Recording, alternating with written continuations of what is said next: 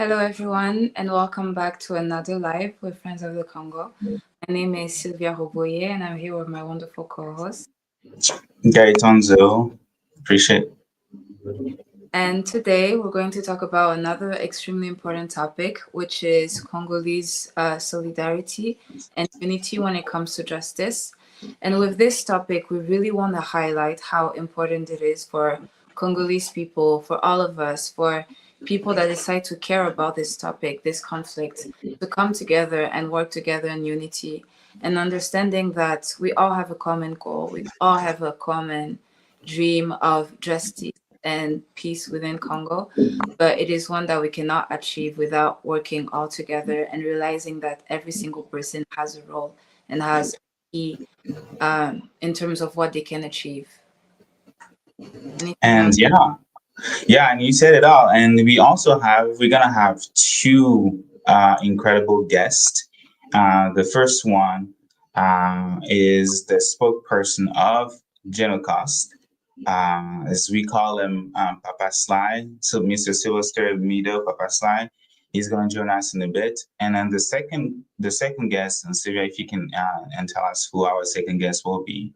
Yes. A second guest will be another individual part of the Congolese diaspora here in the United States. He is the founder of a very important organization, Bridge the Gap, that focuses on making people here in the United States more active, more aware, and involved in everything that's happening in connection to the Congolese crisis and everything going on back home.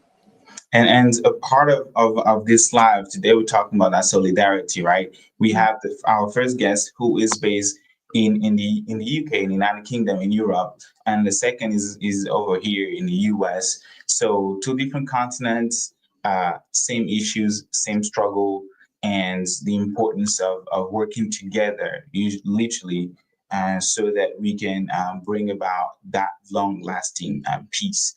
And apart from our guests that we are going to bring on, we also have a lot to talk about in terms of like current news, what has been happening.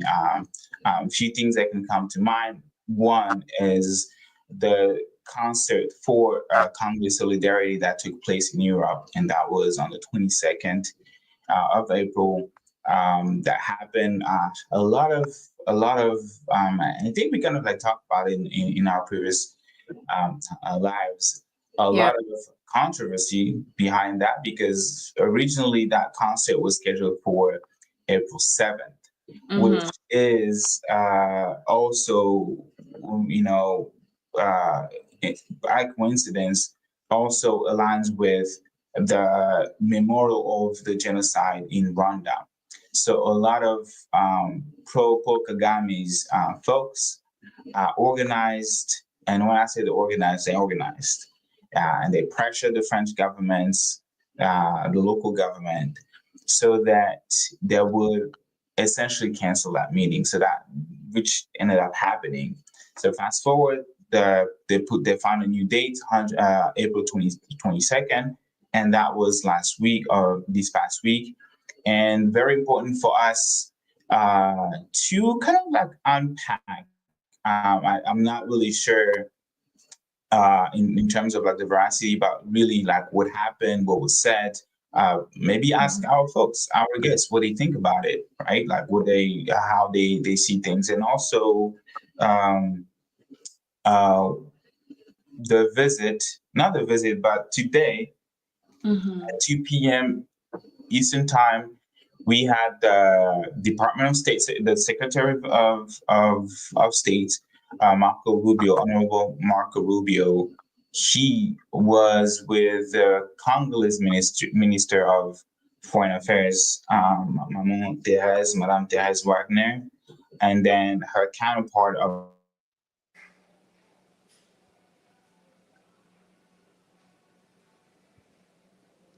I believe we might be losing my co host a little bit. But what we're talking about is a very important conversation that happened today. We had a representative from Congo, from Rwanda, and from the United States. And it was a conversation on the peace and how to make it happen. Um, we decide to view it as, another step towards the justice that we're asking for and the justice we're going towards. And it would be very interesting later on in this life to all talk about it and decide how we see it. Because very important points were made during that conversation. You're back. Amazing. I was just explaining a bit what you were mentioning when we lost you. And what I said is that in general, we had a representative for Congo, for the United States, and for Rwanda. All three were there. And we had the United States in the middle and discussion for peace and justice and what has to happen. And I mentioned the fact that some very important points were made from the representative from Congo, talking about how we need to hold people accountable when we talk about justice, when we talk about the steps, because signing papers is very important. It has its role to play, definitely. But aside from that, after those conversations, after those papers have been signed, what do we do when the clauses and the arguments that were provided are not being respected? What happens then? How do we make sure that those discussions lead to tangible change? And that requires and holding people accountable. That's another thing that stood out to me, because sometimes the police were tired of the diplomatic conversations are happening in regards to what is happening in regards to the conflict, because we need to stop being faced with the same stories.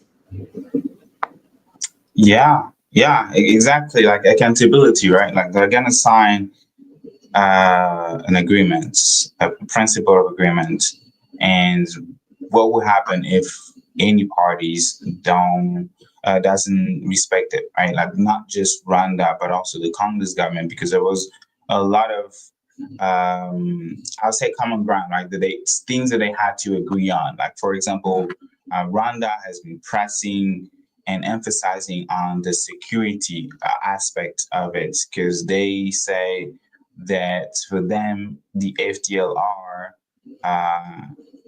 is a threat for their existence, that it is a threat to their security. And then we impacted so many times in terms of like how um, actually has been proven that the FDLR existential threats is really not really relevant. And then also we discussed in a few lives how maybe we could also discuss during this how the FDLR was, as you was mentioned, multiple a report from the United Nations recycled by the RDF themselves. So there would be disarmed, sent to Rwanda, and then magically the same people will reappear in the Congo, right, working under the supervision, under the direct the command of the RDF, and that's something that we found in not this past report, but the one from last year, which was amazing. It was really mind blowing when you think about it. Like if you're saying the FDLR is a threat to your security, why do you keep using them? Why do you keep why do you keep using them, right? Essentially to go and create chaos in the Congo so that you can say again that the FDLR is a threat. So it's like you actually fueling the same things, the same conflict that you said is a threat to your security, that you fueling the problem that you say is a threat to your security. And also on the Congolese side, right? Mm-hmm. On the Congolese side, the Congolese government, and it has also been proven by the exact same United Nations report, has been collaborating with armed groups, including, unfortunately, the FDLR. So not just the FDLR, but many other militia groups, because they created this coalition called Wazalendo, and these also a fact, because the vast majority of those militia groups, yes, they have committed war crimes, crimes against humanity. They have killed civilians, right? Mm-hmm. But they're Congolese, right? They're Congolese, so for them it's like, hey, we have foreigner, we have invasion, we need to protect our land. And unfortunately, the government buy into that instead of strengthening the government, instead of strengthening the Congolese military and make the FRDC, the DRC force, a true force or army that works for the country, for the Congo, they relied on those armed militia that, as I mentioned, have been unfortunately involved in crimes against humanity and war crimes. So it's like we are asking the government of Rwanda to respect international laws, right? Yeah. To respect international law in terms of human rights, in terms of even the war of when it comes to engagement. There are certain targets that are deemed untouchable, even in the time of war, as the Geneva Convention tells us. Civilians is one of them, like refugee camps, hospitals, churches, and things like that, right? Schools, right? But Rwanda has been violating it, has been targeting civilians. But how do you then try to uphold international law that you're yourself violating? Which I always find it as really contradicting from the Congolese part to be doing that and hiring mercenaries, which is also another violation of international laws. It is forbidding under international law for nations to hire mercenaries, and we've seen the Congolese government doing just that, hiring folks, military contractor from Romania. Not sure how to say that in English. Romania? And Romania, there you go. Thank you. You know, that's why I have friends, yeah, from Romania. And they were like retired military officer from Romania, police officers. We're talking about like $1 million, and then those mercenaries were paid $3,000 to $5,000 a month, and which again is a violation of international law. So you can't. We cannot continue to give Rwanda excuses to be in the Congo. Yes, they're violating international law. Yes, they shouldn't be in the Congo in the first place. But as the governments, as representing, because we all know about the elections and how non-democratic the Congo is, but the government as representing the people, right? They're also supposed to like show the example and not engage into things that are also problematic. They shouldn't be fueling that conflict. And I keep talking about the public law 19456 section 105, I believe, that talks about like the U.S. Secretary of Law having the power to withdraw aids to Rwanda if it deems necessary or you find evidence that Rwanda has been destabilizing the Congo. There is also another section that talks about the Congo, right? Saying that the U.S. Secretary of State can also sanction and withdraw aids to the Congo if the Congolese government are also doing things that also are, like I was trying to say, fueling conflicts. And the Congo, at least particularly that region, most people talk about Eastern Congo, but I will just keep it as Congo is really rich in resources. And with the recent mineral deals that the U.S. is trying to strike with the Congolese government, you can't have collaborating. You can have this type of like economic trade if there is no peace, right? So peace is really the precondition for any investment to happen, right? Yeah. And the well-being of the people as well. Exactly. Yeah. On a capitalist perspective, because that's how the U.S. government sees that. They're like, okay, we really want to work with you, but how can we ensure that there is peace? So when we talk about peace, there is not just Congo, there's also the Rwanda's government, which kind of brought us to the resolution 2773 of the U.S. that, again, talks about Rwanda withdrawing completely with no precondition his troops from the Congo. So a lot of things has happened. We'll be diving more into that. I wanted to know if perhaps you know more and you can enlighten us. But what about repercussions? Because we're talking about peace for the future and ensuring that our people are well, are protected. But the fact is that hundreds of thousands of communities were devastated already in the 30 years that this has happened. Communities impacted. And so I personally, I've yet to hear any repercussions on admitting that, yes, in fact, Rwanda does have responsibilities and a role in everything that has happened. And so, in regards to that, like, accepting it, understanding it, like there has to be some type of repercussions for what has already happened, because when we talk about the future and making the future better, we can't forget all the lives that have already been lost, the people that have been traumatized, the people that have been moved. There has to be some type of forgiveness at, like, we recognize the impact that we had, we're sorry, and therefore this. We have seen this in the past with Germany and everything they had. They had repercussions not only on, oh, how do we make sure that this doesn't happen in the future, but now you're being punished because you've done this. And I mean, there's a reason why they compare the representative of the Rwandan government to Hitler. So there has to be some punishment in making sure that no other country ever does this. Like, we haven't had really a case exactly like Germany ever in history again, because of how badly punished they were after that. It was crazy what they faced after everything that happened, and how they impacted those communities and how it impacted the world. And so how about Rwanda and what they did to Congo? Have you heard anything about that, those arguments? Like what arguments? Sorry, like the fact that Kagame is called Hitler. Like what argument are you talking Repercussions about? on what has already happened, because I'm hearing conversations for future peace and making sure that no more people are hurt and the impact. But the fact is that those past 30 plus years are going to have an impact on our people, our generation for life. Like, even if I know we will achieve peace, I know it, but there's a certain trauma that's going to be set for eternity. Even if I choose to be very hopeful that in my lifetime I will see a free Congo.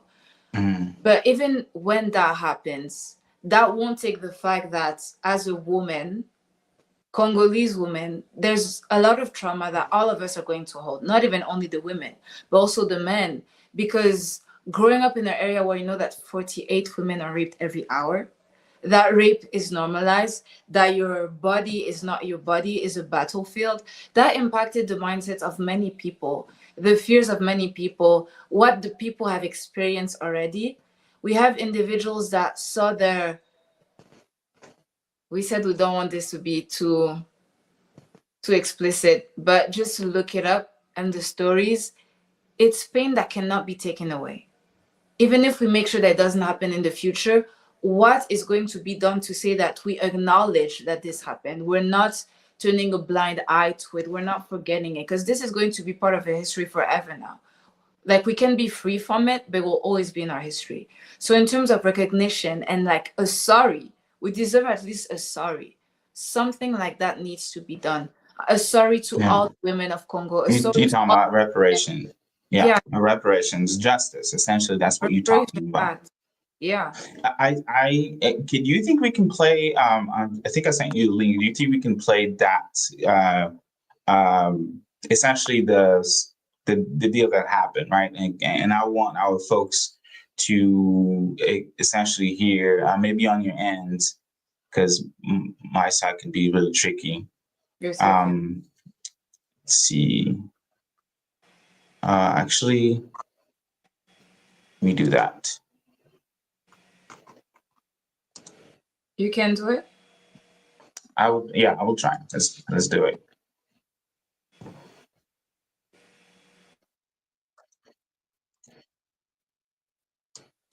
Okay.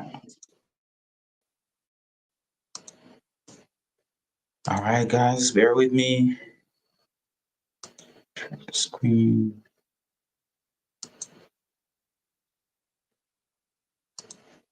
And Sylvia, let me know if we can hear everything, if everything is fine. Let me know.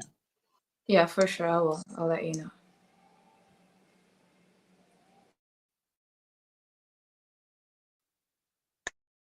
Okay.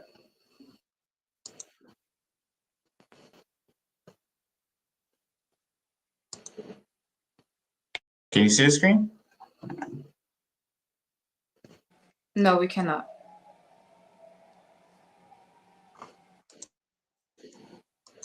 Can you see the screen?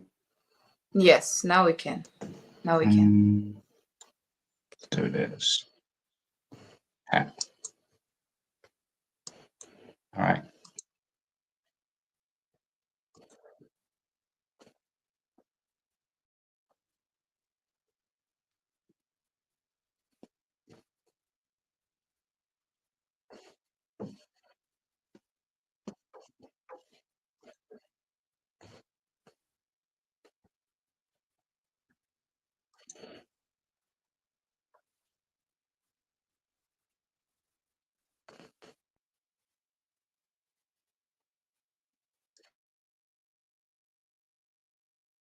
It's not playing.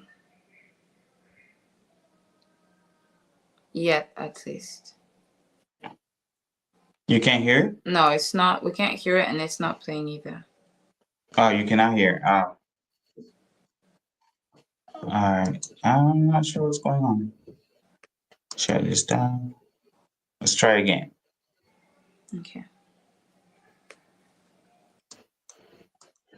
Thank you all for being here today. I'm honored to be here with my counterparts, the foreign ministers of Rwanda and the Democratic Republic of Congo, to witness the Declaration of Principles for Peace in the Eastern DRC. It's a declaration that establishes a fundamental understanding of regional governance, security, economic frameworks, and end the fighting and allow the region to reach its full potential. The eastern part of the Democratic Republic has seen 30 years of conflict. Durable peace and long-lasting economic development is not going to be easy, but it is important. And having both of my counterparts here, the foreign ministers of these respective countries, demonstrates the beginning of a strong commitment to having the conversations that we need to have in order to reach a resolution. I'm proud to work for a president who's made peace, stable global peace, a priority of this administration. And today is evidence of that. He wants to see a peaceful resolution in many parts of the world, but he wants to see a peaceful resolution here. And we want to play a constructive, productive, and important and key role in ensuring that that can happen. And a durable peace in the Great Lakes region will open the door for greater U.S. and broader Western investment, which will bring about economic opportunities and prosperity. And it will also help advance President Trump's prosperity agenda for the world. It's as they call it, a win-win for everyone involved, for the United States, for the Democratic Republic of Congo, and for Rwanda. Our firms are good corporate citizens, American firms, and they'll bring good governance and ensure responsible, reliable supply chains for things like critical minerals that benefit regional governments and our partners and allies as well. This economic development, combined with durable peace, and I would say durable peace comes before economic development. It's impossible to do without the peace. It will also allow millions of displaced people to return to their homes, to safer communities, with new economic opportunities that have escaped generations. The African Union and regional economic communities in Africa have done incredible work, and we need to recognize that in bringing parties together and laying the foundation for these talks. Our government here is focused on energizing these efforts. So we're going to be in close contact with our African Union partners to make sure we can bring this to fruition and to see that this better future reaches everyone. I do want to especially thank our senior advisor, Mr. Boulos, and his counterparts in the Democratic Republic of Congo and Rwanda for their vision and for their hard work. Today is a step to building a peaceful, prosperous Great Lakes region. And we look forward to working with everyone involved to achieve this goal. Thank you. I was looking, No worries. All right, that was Secretary Rubio. So now I'm going to play, and Sylvia, everything was clear, right? You could hear everything? Everything is clear. Everything is perfect. Okay. Now I'm going to play the Congolese response or commentary or speech. And then from there, I will take, we're going to bring up the General Counsel spokesperson, Papa Sly. So let me continue. Thank you. Mr. Secretary of State, Honorable Senator Marco Rubio, His Excellency Mr. Olivier Nduhungirehe, Minister of Foreign Affairs of the Republic of Rwanda, Excellencies, distinguished guests, ladies and gentlemen, today marks not an end but a beginning, a necessary step towards peace taken with resolve and purpose. This moment carries particular weight for the Democratic Republic of the Congo. In Goma, in Bukavu, and beyond, the reality of displacement, insecurity, and hardship continues. For us, the urgency of this initiative is not theoretical, it is human. We signed this declaration of principles not as a symbolic gesture, but as a political commitment, a reaffirmation of principles enshrined in international law, and most recently echoed in the UN Security Council Resolution 2773, a resolution calling for the immediate, unconditional, and verifiable withdrawal of all foreign troops from sovereign territory of the DRC. We are clear in the Great Lakes region, peace must come first, followed by the rebuilding of trust, and then only when conditioning of a path to meaningful bilateral cooperation.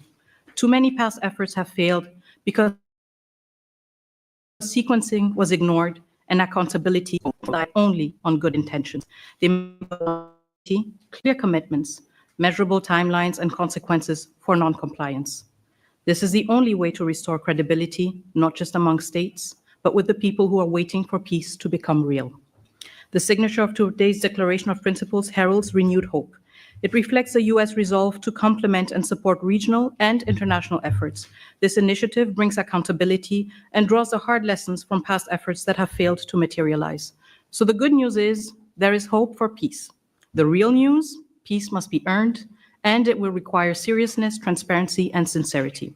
We welcome the leadership of the United States of America, a country that has shown steadfast support, consistent principles, and resolve in multilateral forums, especially within the United Nations Security Council. Mr. Secretary, Senator Rubio, I would like to express our deep gratitude. Dr. Boulos, also, your extensive consultations across the region have brought nuance, depth, and humanity to this process. And your presence today underscores that diplomacy must listen, understand the lived experiences of those most affected, and seek durable solutions. The Democratic Republic of the Congo recognizes and values this engagement of the United States.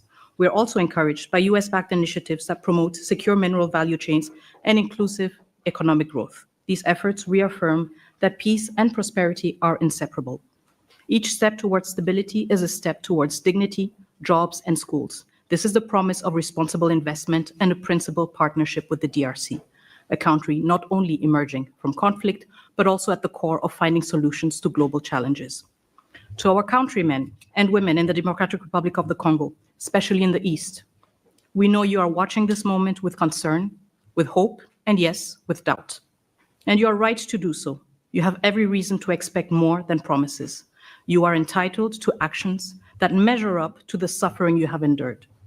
We draw strength from your resilience, from your commitment to justice, and from our shared, unwavering belief that our sovereignty and our territory are not negativities, and we understand that history, geography, and yes, maybe even fate has given us the neighbors we have. The borders we inherited, as confirmed by the African Union, are permanent and will never change.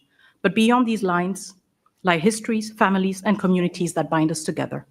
This shared heritage calls for maturity, restraint, and the wisdom to recognize that peace is not weakness, it is strength. Once again, we stand at crossroads, with peace within reach, and we, the Democratic Republic of the Congo, move forward, building on the lessons from the past. We stand as a nation dedicated to achieving lasting peace. We welcome the support of a strong partner by our side.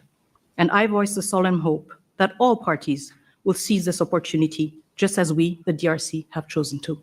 Thank you. Thank you, Madam Minister. All right, I think I'm gonna stop there. And maybe that's really a great segment. What's going on?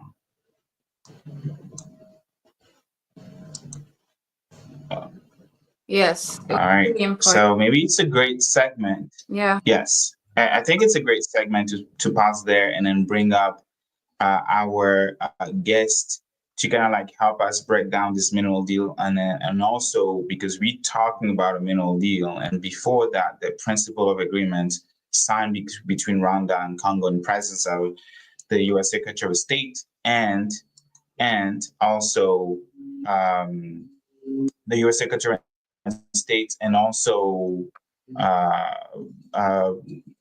Bulos, the U.S. Special Envoy in the Congo, and maybe have a slight breakdown. So let me bring him up.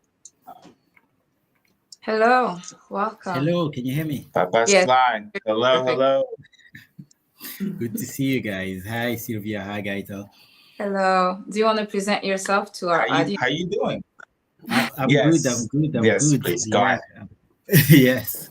I'm Slabrod Colton, and I'm based in the UK. I'm a Congolese activist and a spokesperson of the CAYP, which is the Congolese Action Youth Platform.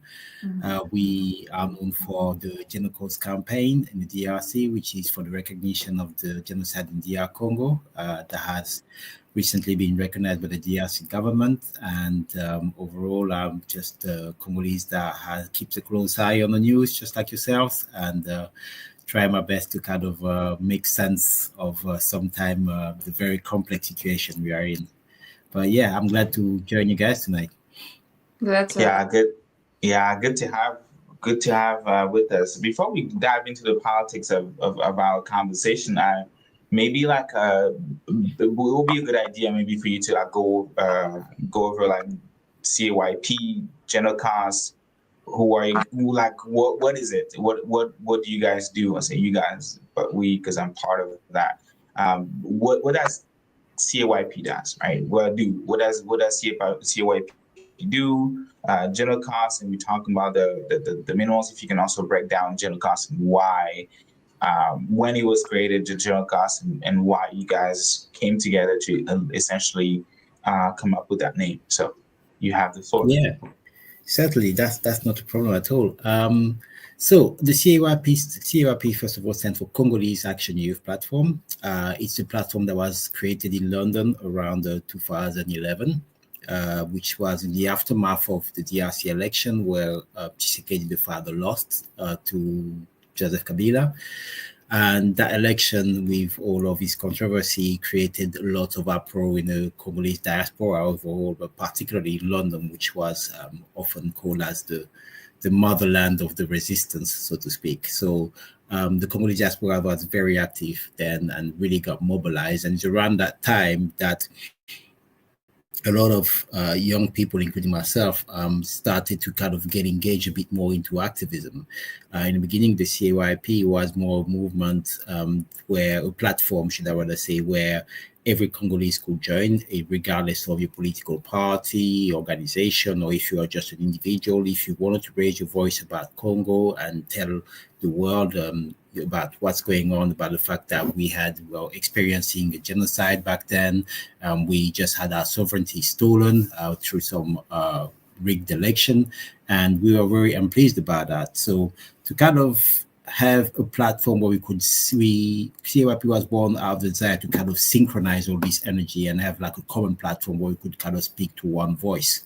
And that's what it started doing, and that's how CAYP was born. And since then, CAYP has moved from being just a protest movement to being a bit more than just that. We started actually campaigning for more. And one of the campaigns that we started 2 years after the platform was born was the General Cause campaign. And essentially, the way it came about is we are looking at Congo, looking at the problems that we have, looking at our history and how we can try to solve this and what's the best approach, what's the message you want to push across. And upon studying the history of the Congo, we realized that everything that is happening now has already happened. History is almost just repeating itself in Congo. If you look back 100 years ago, Congo went through the same cycle of violence with over half its population massacred under the reign of King Leopold II. And back then, Leopold was doing that because Congo had one of the world's largest reserve, actually the world's largest reserve of rubber, which was found in the Congo Basin forest. It also had lots of ivory and lots of gold. And to be able to exploit that, Congo decided to develop some very inhumane method, which consisted of raiding villages, forcing men to go to work while kidnapping the women, and also cutting members of like hands of family members when men would not meet the quota of robbers that they required to acquire. It was a very, very brutal siege. under the label of philanthropy to civilize the the Congolese, and that wiped out half the population. Now, the very strange thing about Congo is that that part of our history, any country that has experienced that sort of trauma, that sort of level of persecution, will normally institutionalize it in the curriculum. It'll be part of every building or every ceremony where you go into. They will remind you of who we are as a nation, what we have overcome to become Congolese. That did not happen. What happened is when King Leopold passed Belgium to ceded Congo as a private property to Belgium, the state of Belgium, Belgium carried on colonization, and we inherited the Belgian education system that is there to this day. And in that education system, the tyrant that King Leopold was is painted as a Builder King, which was assimilated to the Congolese and is still present to this day, to the point where the person who oppressed the nation is called dearly as an uncle. That's how he's regarded. And so 100 years on, we seem to be facing the same vicious circle where Congo abundance of natural resources is attracting many predators. This time they're using the proxy of our neighbors of Rwanda and Burundi, or should I say the government of Rwanda and Burundi. And again, Congolese have been killed by the millions. And for a long time, especially in 2011, when we started, it was under almost complete media silence. And this is happening because of different things, such as today we have copper, which is a very important mineral for the electric transition. The electric cars that we're going on are going to be depending on the copper batteries. We have coltan, which is essential to our phones, our laptop, but also to the military complex of the US and many other superpower. If you want to build drones or send rockets or autonomous vehicle, you will need to get access to coltan because you need to be able to build those motherboards. And you have all the treaties and all these other strategic minerals that Congo has, which makes Congo almost invaluable to the world, because if the largest reserve, about 80% of the world reserve of coltan, this puts Congo in a very dire situation. I always try to tell the people that if you think that the Middle East is unstable because of oil, well, not a single country in the Middle East can claim to have 80% of the world reserve of oil, but Congo can claim to have the 80% of the world reserve of coltan. So that's just to show you how dramatic the Congolese situation is and how key it is, and also how high the stakes are. Often people talk about, I was listening recently to another Congolese journalist who was analyzing again what's at stake. Often people talk about, I think, 43 trillion worth of wealth that the Congo has in the sous-sol, how can I say, in its grounds, should I say, the untapped natural resources. But those figures are estimation based on what has been studied and calibrated. And if you look at the map, actually, the mining map of that, you realize that most of this is focused around the eastern area, but the western area, most of it is quite untapped, or should I say unstudied. So that number is a very conservative number. It doesn't actually tell the full story. It's only almost, I would say, safe to say, it's only half of Congo's estimated wealth. So this kind of shows that if we don't find the rapid, urgent solution to the problem that we have in managing those resources, in managing access to the resources, and also in taking sovereignty over our resources, we're going to find ourselves in the same vicious cycle over and over again. I remember when we started, we were telling ourselves, if we don't change the story of Congo, if we don't change how Congo is talked about, how it's talked about in the schools and so forth, in 50 years from now, and if this war finishes, another war will start, and nobody would know that we've been here already. Nobody would know. What you've just said is extremely powerful, but could you highlight on when you say we, who is that? Who's that we? Who are the people in charge of making that happen, or ensuring that all the resources of Congo are being protected? The we that I'm talking about is Congolese, first of all. Congolese, and obviously anybody who want to help the Congolese are more than welcome, but we really focused on the Congolese as a nation first. Because we believe that change needs to come from us as a people and need to come from the ground up, not the other way around. For too long, we've waited for a savior, we've waited for someone to come and rescue us, and nobody's going to come and rescue us. Nobody's going to come and save Congo. We as Congolese people, have to save ourselves, regardless of where we are, whether we are based in the DRC, in the UK, in the US, or France. We are the people, we are the solution that we are waiting for. So that's why we started the General Cause Initiative. And the reason why we decided to even come up with General Cause instead of just genocide, which is essentially the act that was happening, where people were being systematically killed for being Congolese, where people were being systematically exploited or put in conditions that bring about the destruction. These are all crimes that are catalogued in the US, or should I say that is prescribed as meet the criteria of being called a genocide. But we felt that calling what is happening in Congo in genocide was doing a disfavor, wasn't right, wasn't correct, because it was not painting the full picture. And it was easily falling back into a trap of another narrative that was being pushed about Congo, which is that the conflict happening in the DRC is an ethnic conflict. A bit like similar to what happened to Rwanda, which was the precursor of what's happening now.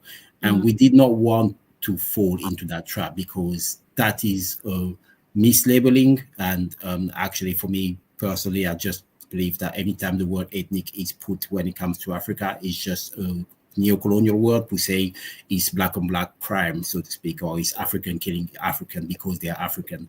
And it removes any agency or any part that any foreign player may have inside. It removes any nuances or any real causes of the conflict. So we did not want to fall into that ethnic tribes, and we felt that it was important to mention the real drive that those two conflicts have in common, which is the economics. And so we decided to come. And let me jump in, and if you can let me jump in, because you mentioned General Carson, and you were trying to from my understanding, and that's why I joined the movement. It is that you were trying to the Congolese at that time. That was 13 years ago, right? Like 13 years ago, people maybe don't comprehend how 13 years ago, Congolese folks in the diaspora came together and they were like, okay, we have this definition of genocide, but it's not telling the full story about Congo, right? And right now, when you read Article 2 of the Geneva, the Convention on Prevention and Punishment of the Crime of Genocide, right? Article 2 says in a prison convention, genocide means any of the following acts committed with intents to destroy in whole or in part a national, ethnic, or racial, religious group as such. A, killing a member of a group. B, causing serious bodily and mental harm to members of the group. C, deliberately inflicting on the group conditions of life calculated to bring about its physical destruction in whole or in part.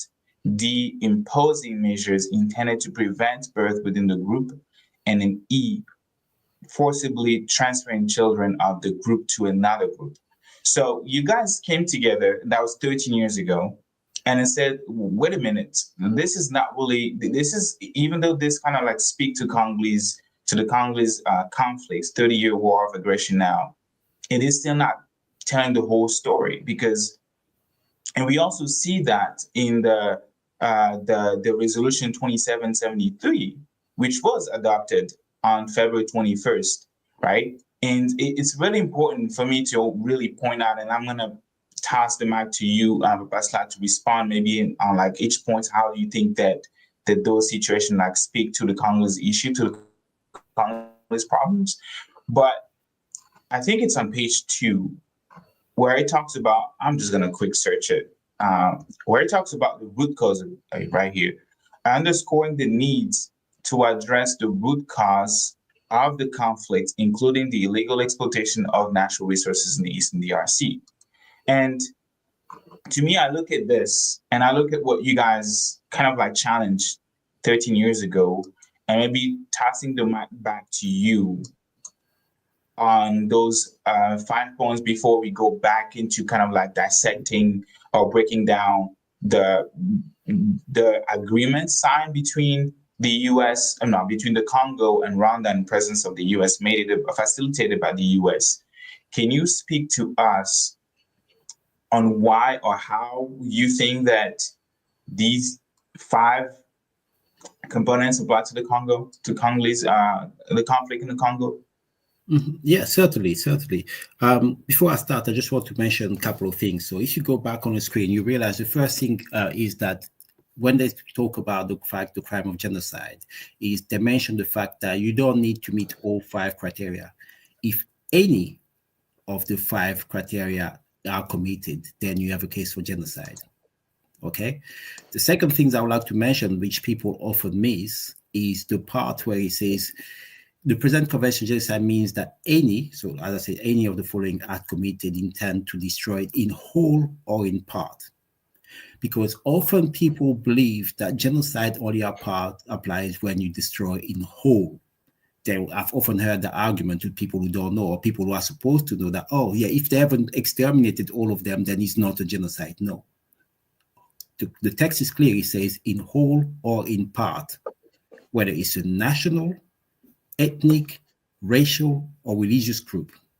So those 2 points are key. So in the case of the Congo, killing member of the group is no longer a case of to being mentioned, because we've over 6 million deaths from 2008. I mean, we don't even know the actual numbers at the moment. We already, from 2008, were the deadliest conflict in the world, according to the IRC numbers. So we'll put that one on the side. So that on itself is enough to describe what has happened as a genocide. But when you move at point B, so causing serious bodily or mental harm to the member of a group, then we look at what has happened to the Congolese, particularly the people living in the eastern side, for the last 30 years. When you put people in conditions where many of them have had their entire villages being destroyed and are living in refugee camps, those are conditions under which you cannot really plan to have a family, because the sanitary conditions in refugee camps are dire. They are subhuman, okay? Those are treacherous conditions. The fact that they've been living under constant war on and off for the last 30 years, and those wars have been targeted to particular regions that are minerally rich, tells you that this is planned, and this meets crime B. So if you move on to point C, which I believe is about to deliberately inflict a group in conditions calculated to bring about the physical destruction in whole or in part. Now, in the very recent attack of the M23, and this is not the only time, one of the things they did when they took control of Goma was to destroy or basically empty all the refugee camps that were there. The people that fled from Bunagana all the way to Goma as a last place of refuge, because it was a big city there, they asked them to go back to their homes or else. Okay, many of them have had to seek refuge in hospital and churches and so forth that were trying to keep them illegally, because they have to evacuate, otherwise the M23 will go after them. And those people are asked, those are women, children, elderly people. Some of them are sick, some of them are disabled, some of them have traveled over 50 kilometers, and they're asked to go back with no water, no humanitarian corridor, no food supply. They're asked to go back to homes that are burned, some of them occupied by new tenants that are not Congolese. They are asking them to do that journey by force in an area where there are still conflict. That is a calculated move that without a doubt will bring about the death of a part of that group. The weakest member of the group will not survive the journey. And that is deliberate. And the reason they're doing that is to be able to say there are no more refugee camps because you have established peace. But they're doing this at the expenses of life of the Congolese. And it's not the first time they have done such thing. So again, those criteria, if proven in court, will be for us what we'll call part of an act of genocide.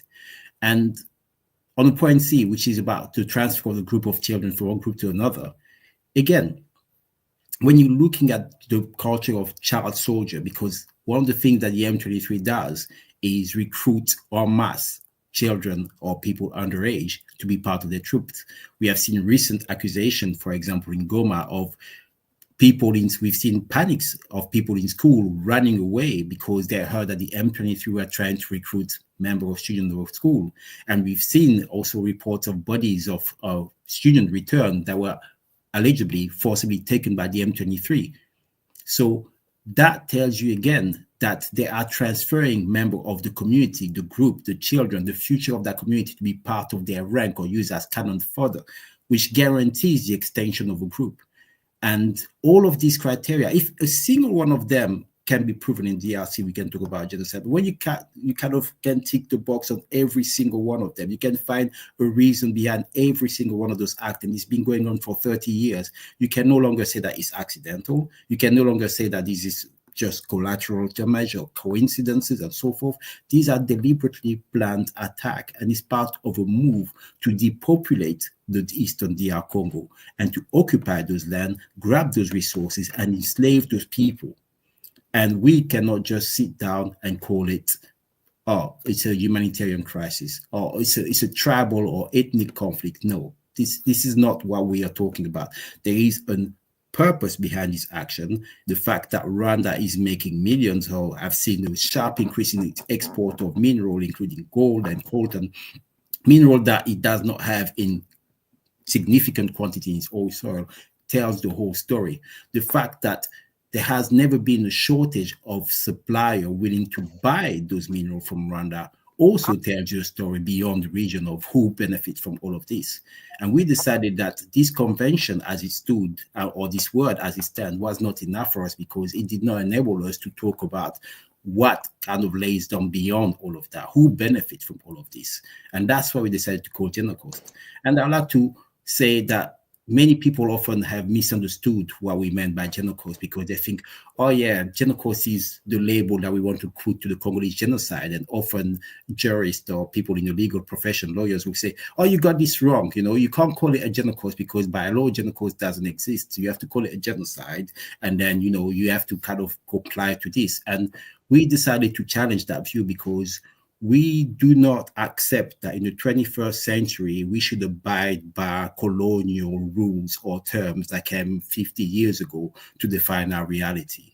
That was the challenge that we gave to ourselves. And people thought we were crazy. People thought this is never going to happen. You don't have the millions. You don't have the backing of the politician and so forth. And we say, that's fine.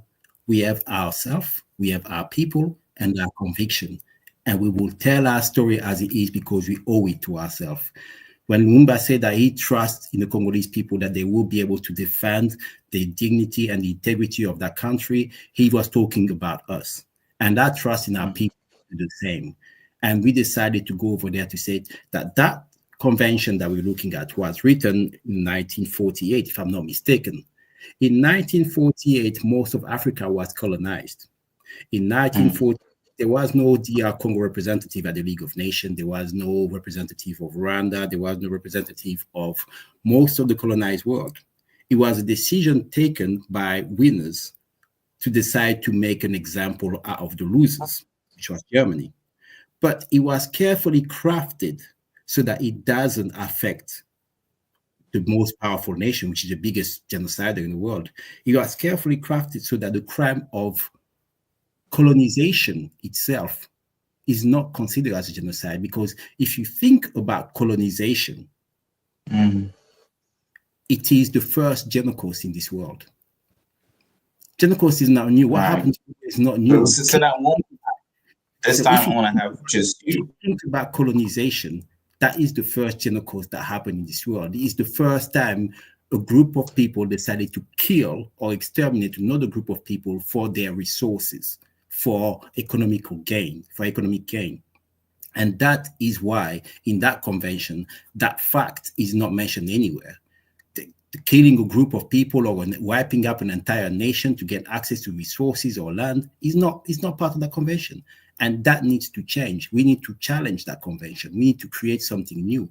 And why should we just let people in New York, in France, or in Belgium, or wherever dictate how or who get to be a criminal?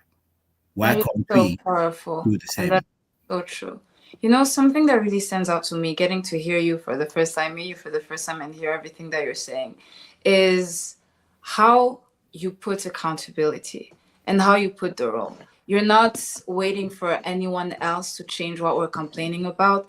And I feel like this is a message that is extremely important when it comes to Congolese unity and the weapon for justice, because we're saying that us as Congolese, we have to set the narrative. We cannot let other people tell us what this crisis that is happening in our country is or isn't. And we have to understand that the case of Congo is very unique. There's no other country that's going through exactly what is happening with us. And so it is our role, it is our job to let the world know and educate them on what it is, what this crisis is. And it brings us back to the necessity of the African voices, the necessity for the Congolese voices to be heard. What are we doing? What are we doing as a group, as a community, to make sure that we set the standard, that we educate the people on what we're saying? The people that, you know, as me, for example, I have family members that are in East Congo and that go through a lot of things. And so when the media is failing to share so much, to share sides of the truth, because you've talked about the communities, not only what they go through, but what they have to go back into, even after things get better. It's a trauma that is long and multifaceted. And us as Congolese, there's no one else that feels it, that lives it, and that just understands it as much as we do. And so it's another reminder that as people, we have to go up there and share your voice and let it be known. And this kind of introduces us back to another guest that we have tonight that is also working towards making sure that the people of the diaspora, the people here, understand as Congolese the role that we hold. And as you said, Sly, it's us. We can't look for the next savior. We can't look for the next person to save us. And I'm really looking forward to our conversations as a group and how we see how this justice can be made. So, as I said, our guest today will be Musango Bukasa. And yes, and this Papa Sly, hang out with us in the backstage. We're gonna dissect the deals. Hang out with us in the backstage. We want to hear more from and you. we're gonna continue and bring you back. Yes, we want I'll to be hear more listening from you. Okay. Thanks. Amazing. Let's go. Welcome. We're happy to have you. It's the first time. Yes, thank you for having me. Yourself. Okay, so yes, my name is Musango Bukasa.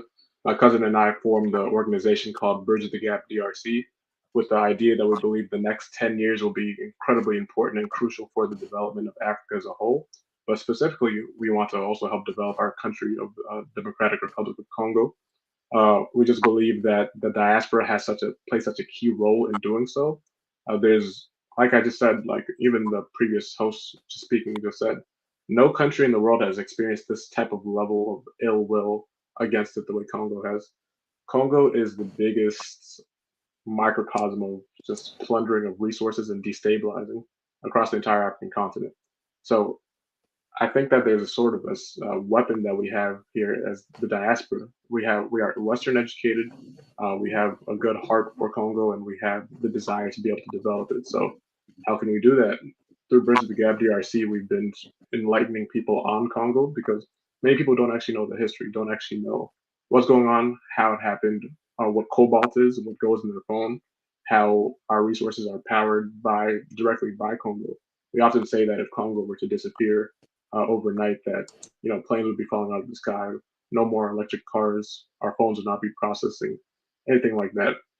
We've begun to sort of interview people to be able to sort of improve the image of Congo, but more importantly, we started to ship things to Congo as a whole, whether it's Kinshasa, Kasai, but now we're starting to aim for Eastern Congo as well to be able to provide emergency resources and things like that. So that's just a little bit about Bridge the Gap DRC. Okay, amazing. Thank you so much. So it would be interesting to see what made you feel like you wanted to start this. What pushed you to decide that this is something that you had in your reach to accomplish? So I was always passionate about Congo. I always imagined that I wanted to do something to help try to elevate the country as a whole because it's our homeland. It's where we're from. It's the place that gave me birth and gave me life. So I just imagined that coming here to America, I want to use my bachelor's degree, my master's degree. I want to use all the different opportunities I have to be able to support the people back home because I mean, surely there's someone in a village somewhere that will never get the same opportunities as me that is significantly smarter than I am. If I can just sort of provide them with some sort of development of some sort, just being able to sort of gather the diaspora together and help these people now get food, water, shelter, education, then they can do so much more than I can. And I think that that's somewhat our responsibility as a whole. Um, when I first decided to create Bridge the Gap DRC with my cousin, I just considered it. I was about to go back to Congo. I looked forward to going, and I realized there was no positive images of Congo online, or at least they were very difficult to find. You almost feel a bit angst, a bit concerned if it's somebody's first time because you don't necessarily have images and videos to point to. So we just immediately thought, how can we show the beauty of Congo? How can we show the proper side of Congo? And that's what we sort of aim to do, starting with tourism, starting with stories being told by other people, because we have the right of self-determination, self-identity. We should be telling the world who Congo is. We should not be letting the world tell us, hey, Congo is this, Congo is that. Otherwise, whether it's the West or Rwanda, they'll be saying Congo is so disorganized that they deserve whatever's going on. Like, who's to say that? And what are the implications of what you're saying? Someone is disorganized, so now they deserve to be attacked or plundered or anything like that. Incredibly dangerous rhetoric. And it reminds me of the quote from Patrice Lumumba, where he says that history will one day have its say, not the history that is taught in Washington or Paris or the United Nations. It'll be a history taught by the countries that are emancipated from colonialization. It'll be a history of glory and dignity. And I think that today the diaspora has the responsibility to tell that history and tell that story in a proper way. So I think when I created Bridge the Gap DRC, I was with this idea in mind that let us tell our story, let us highlight our culture, let us show the beauty of Congo. Congo can feed the entire sub-Saharan continent of Africa. Congo can power all countries across and below them with the Inga Dam, with the harnessing the power of the Congo River. Congo can power the world with cobalt. These are the things that we need to push. These are the ways that we need to encourage the world to invest in Congo. Yes, it's volatile, but who will invest in it if we don't? If we Yes, it's volatile, but you put it into money now, and it can have dramatically bigger impact than just doing a simple thing with the S&P 500 here in America. I think that even just crazy stats like by 2050, 1 in 4 people will be African. That's such a big market to sort of develop, to sort of be able to invest in. But we also need to think 1 in 4 people that can both increase money, but that could also increase diseases as well. We need to be prepared. That's why I always say the next 10 years are so essential for Africa as a whole, and so essential that the diaspora positions itself to be able to help development. Absolutely. Thank you so much for that answer. And from what I understand, you're someone that is from Congo, but that grew outside of Congo. You grew up in the United States, and then you went on to create an organization for Congo. So for you, what does Congolese unity mean? How does that represent? And especially in the use of justice, considering that you probably did not grow up with Congolese people all around you since you were here. And so what does that unity mean, and how that can be used with the goal of Bridge the Gap and the goal of justice for Congo in general? Yeah, so Bridge the Gap literally just means that. It's just the idea of connecting the African continent to America, to Europe, to all of these places where the diaspora is, but they're not necessarily connected. I was born Congolese. There's actually a Lubumbashi map behind me, but I was born in Congo. I came to America. I did not necessarily have that immediate Congolese village around me past my family. So it's my family and it's me, but there's really no Congolese around me. I would just think to myself, but I would know who my family is. I would know my family history, going back to my father, grandfather, great grandfather, great grandfather born the year that Belgium invaded Congo and started annexing territories. I know what his father was doing. I know that he was a farmer. I know that he was established before Belgians came. Like, I have this identity. I have this oral tradition that's not actually even written in books. So like I feel confidence. I feel a certain pride about myself as a Congolese person. Now, I come to America, I grow up in America. People tell me, "Oh, Congo is this, Congo is that. Congolese people are disorganized or do this and that. They just care about dancing." It's just these things.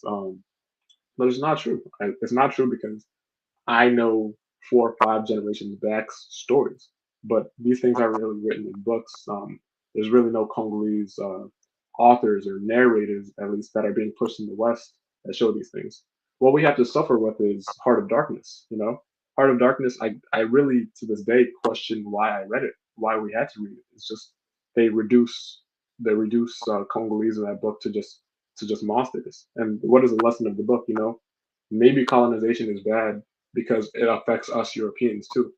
Like, where is the literature for Congolese to establish themselves, right?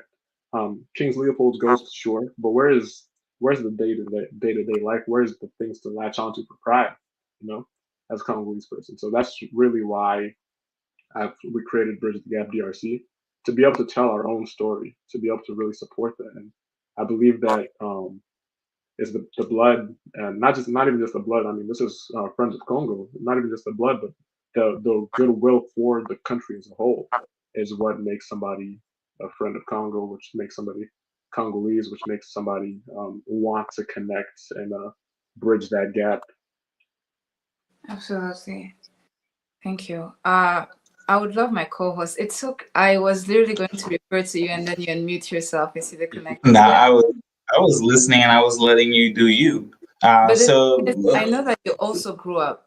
No, well, you were very Congolese, but you stayed for a long time in the United States as well.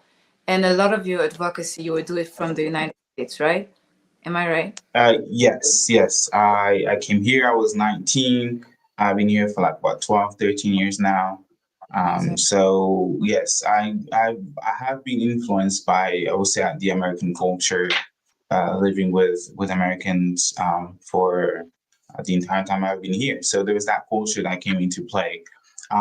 But Musangu, first, thank you, for accepting, to talk to us and share the work, the tremendous work that you and your organization and folks in your organization are doing for the Congo.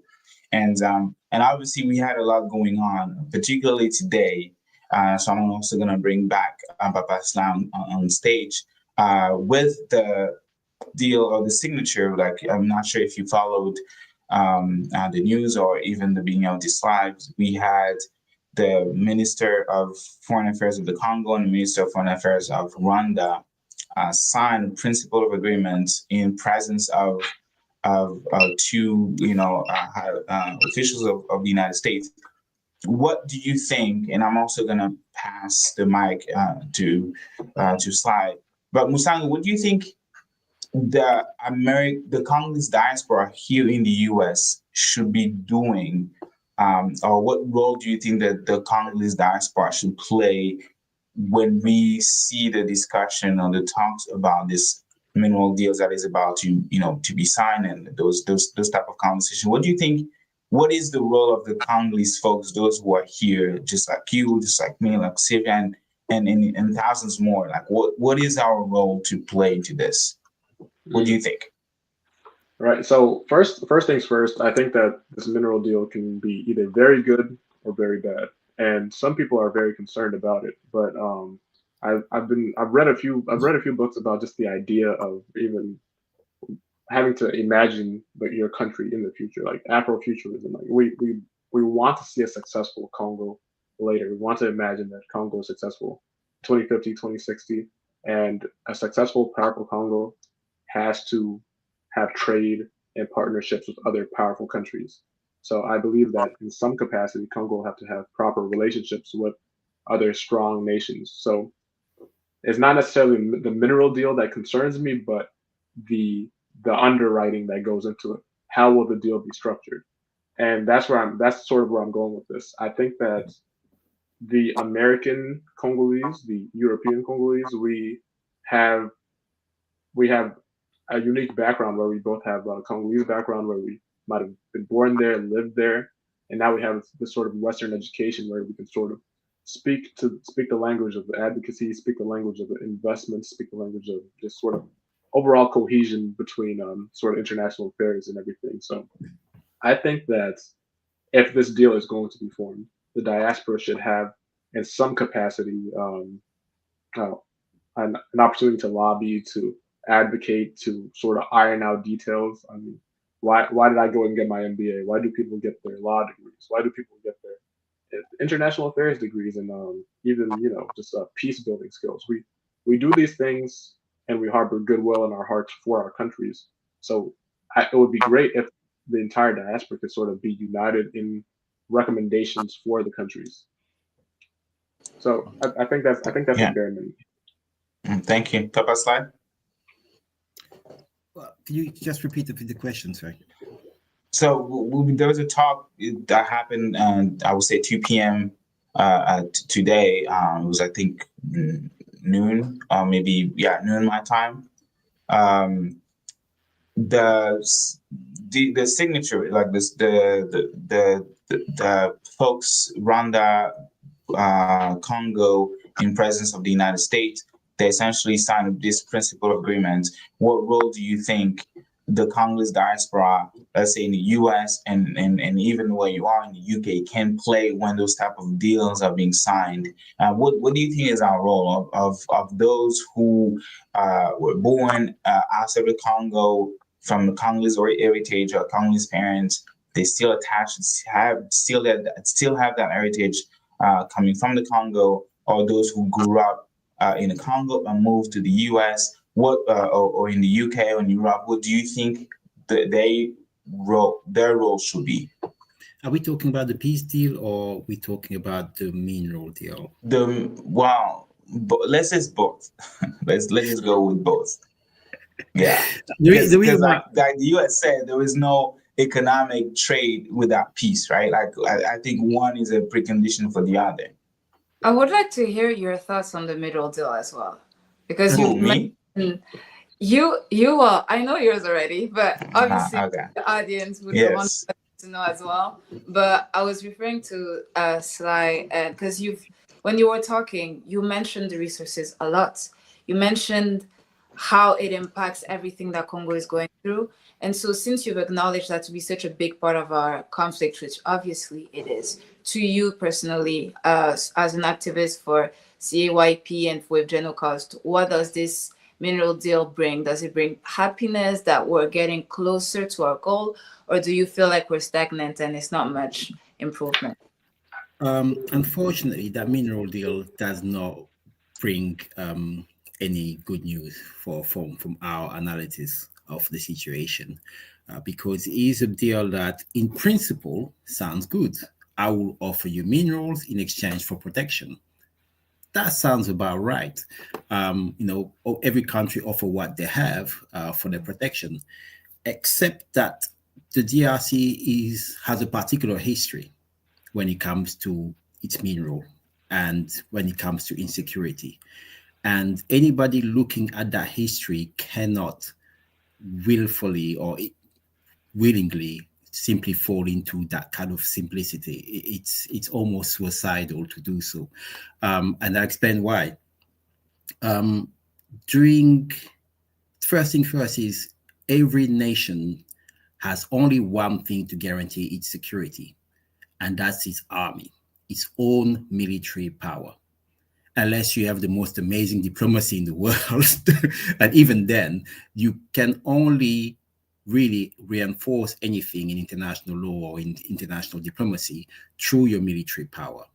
So if the deal, and this is where I have to be very careful, because we know very little about the mineral deal apart from the highlight. I don't have details element at the moment, so I'm only speculating according to what's available in public domain in the news, which is the principle of the deal. The principle of the idea being that the US will offer security to the DRC in exchange for its mineral. There's a few questions one has to ask themselves is, can the US still obtain DRC's mineral if there is no security? And the answer to that is yes. The last 30 years have not stopped America from developing Tesla, from creating the new iPhones, from building its military, or anything like that. They have been getting those DRC minerals while war was going on. If you look at copper exploitation and the figures from Rwanda, that tells you a whole story. that no matter how unstable the situation gets, there's one thing that the US always makes sure of, is to get access to minerals. So already you have a problem that you're offering a deal where, well, if they don't respect the end of the deal, the people you're bargaining with are still going to get what they want. And you are going to be left off with a condition under which you have put an entire nation and the entire economical future of that nation in jeopardy, because you have officially signed an agreement offering our resources for cheap in exchange for a security that we will not get. I'm not saying or that we could not get, if you see what I mean. So based on those principles already, we have something problematic there. But if you go further and you look, you go back and you look at the peace deal, for example, and if you listen to the speech we just watched earlier, the Foreign Secretary says it all. It's not the first time we signed a peace deal, and I'm happy that there is a little respite for the people in the Eastern DR Congo. I'm happy that they are at peace, but even herself acknowledged that they are pessimistic at the moment. They have every right to be, because it is not the first peace deal that we sign. And every peace deal needs to have some elements. I think, let me just see. She mentioned something. She said that you need to be able to have measurable timeline, and there need to be consequences for no compliance. And that is what has been missing for the last 30 years. If members of that deal do not comply, what happens?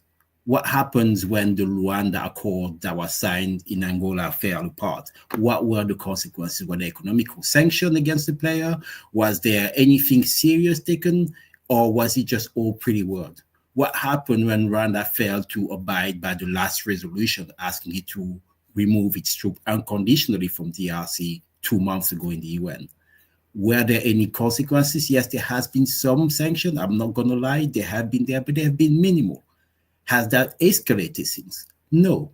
So now we're about to a peace deal again that gets signed. And yes, we have Rubio, or is that Rubio that was there? A member of the Trump administration, and we have the US behind it. A lot of people are cheering and clapping. But the people that have been watching this for the last 30 years know that this is nothing new under the sun. What happens when this deal gets broken? And when you really ask that question, then you realize that Congo has everything to lose in that mineral deal and in this peace deal, unless in the next 2 weeks, when they will meet again to finalize a peace deal, unless the actors behind actually have an appetite to have or imply sanction or aid to any players. And that's any player. I'm not just talking about foreign. I'm talking even Congolese players that would fail to keep up their part or to maintain this peace deal. Then unless that is actually happening, unless some sort of mechanism is put that in place, then we're just going around in circle, I'm afraid. That's my analysis of the situation. Absolutely. Thank you. Thank you for enlightening us. I feel like everything you just said is very powerful, is very true.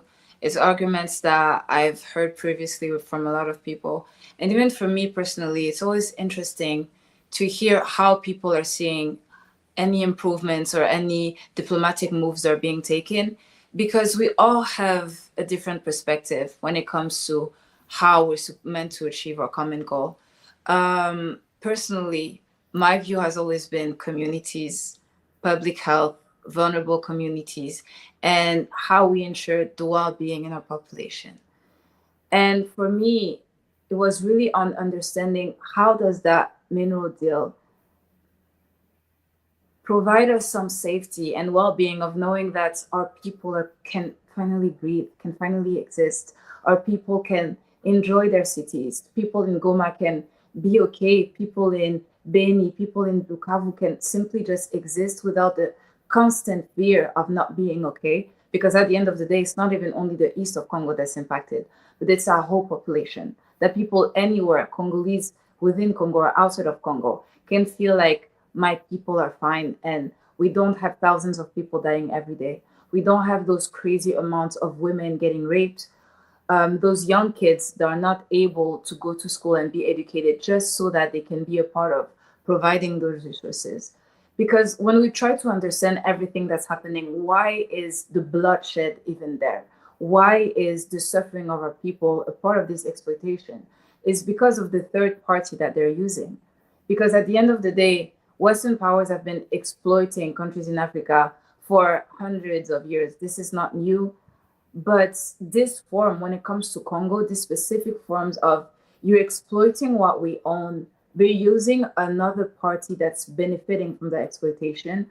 That's where all of the suffering and the impact of our people is coming, because they're using that power that are literally funding army groups. They are funding soldiers to go out there and create the absolute chaos. And then, as you mentioned before, use arguments that are absolutely not valid in order to justify the presence of the soldiers.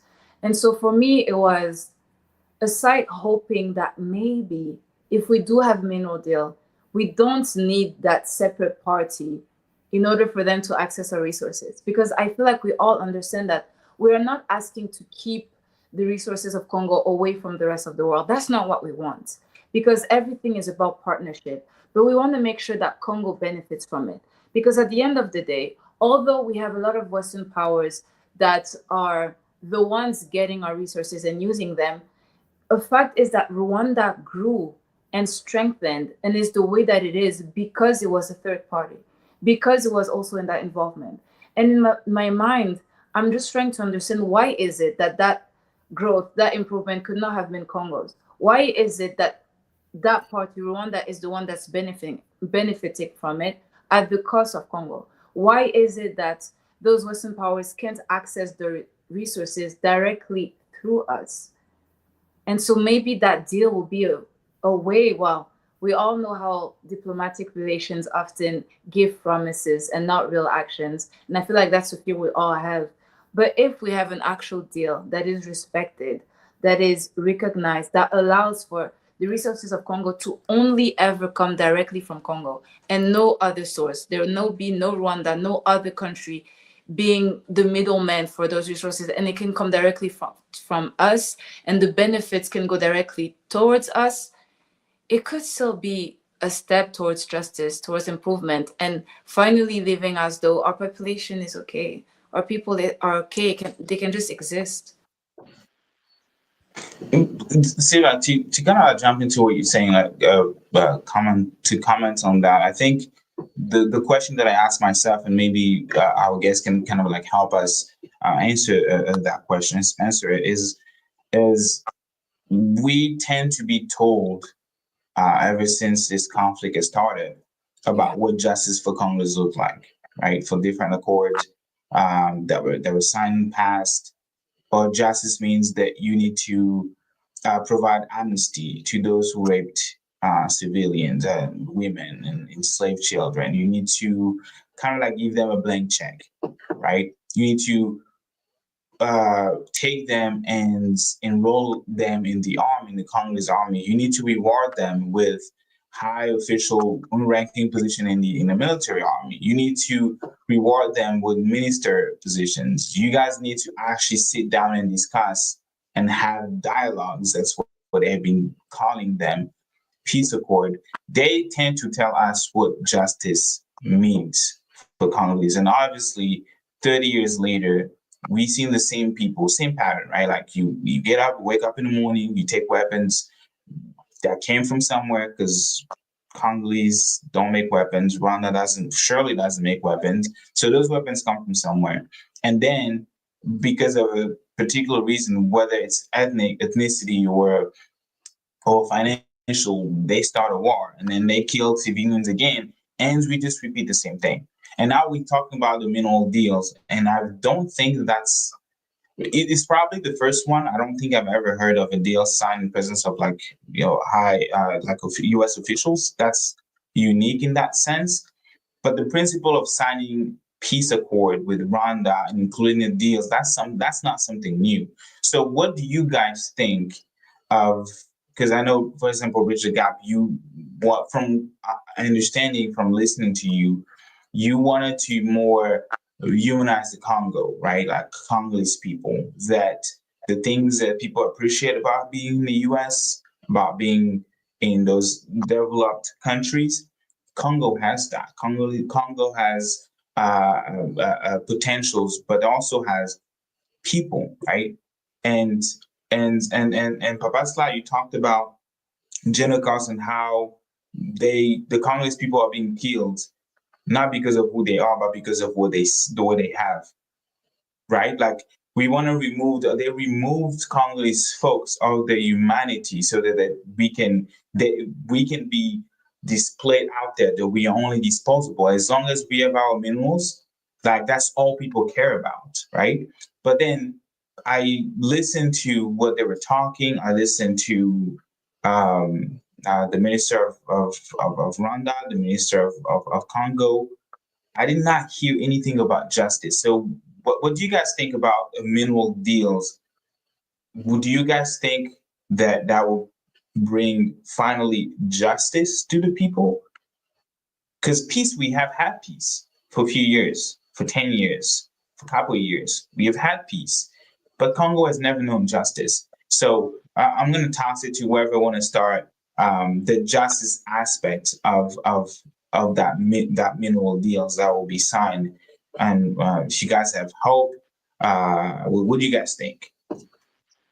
All right. So you said that we've had peace, but we haven't had justice. So that's a challenging one. That's a challenging one, and I think that peace and justice is a complex thing that an international law lawyer might be able to speak more to that.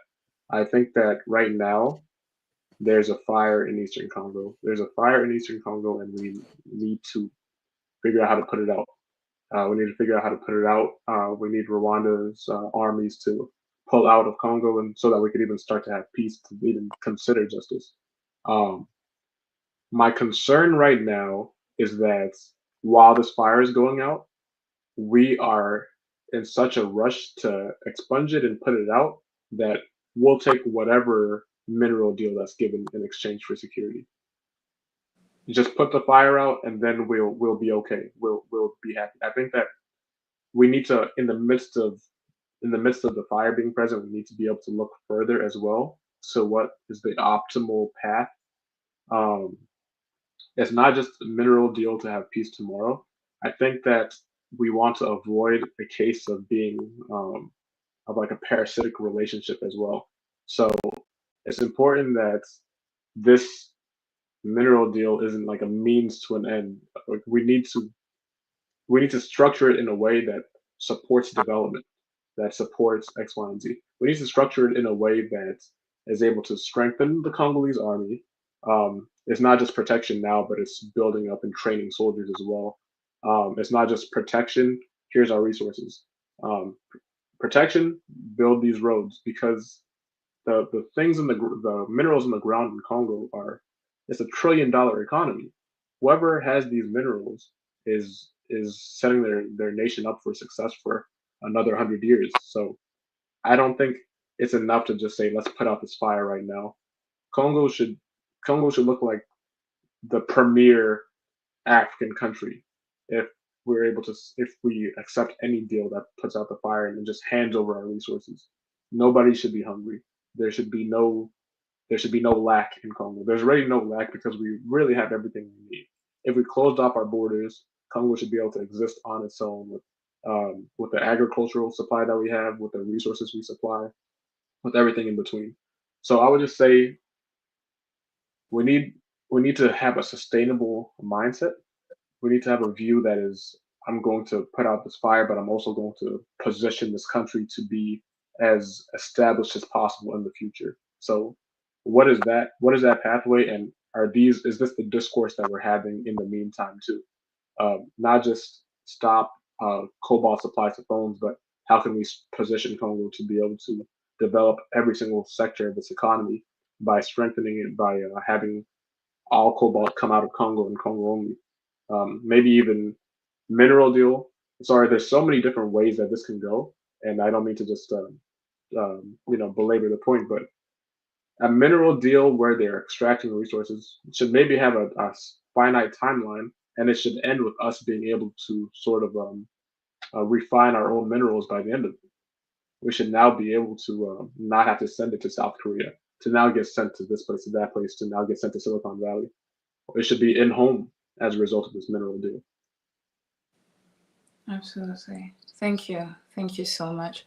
I feel like the three of us have mentioned it. Do you want to share your views, Gates? I wanna hear Professor Slice's response, if you don't mind, about the Yeah. justice, like the justice part, and how Congolese has been uh, denied justice, and what that mineral deals mean in terms of justice specifically, if you don't mind, Sylvia.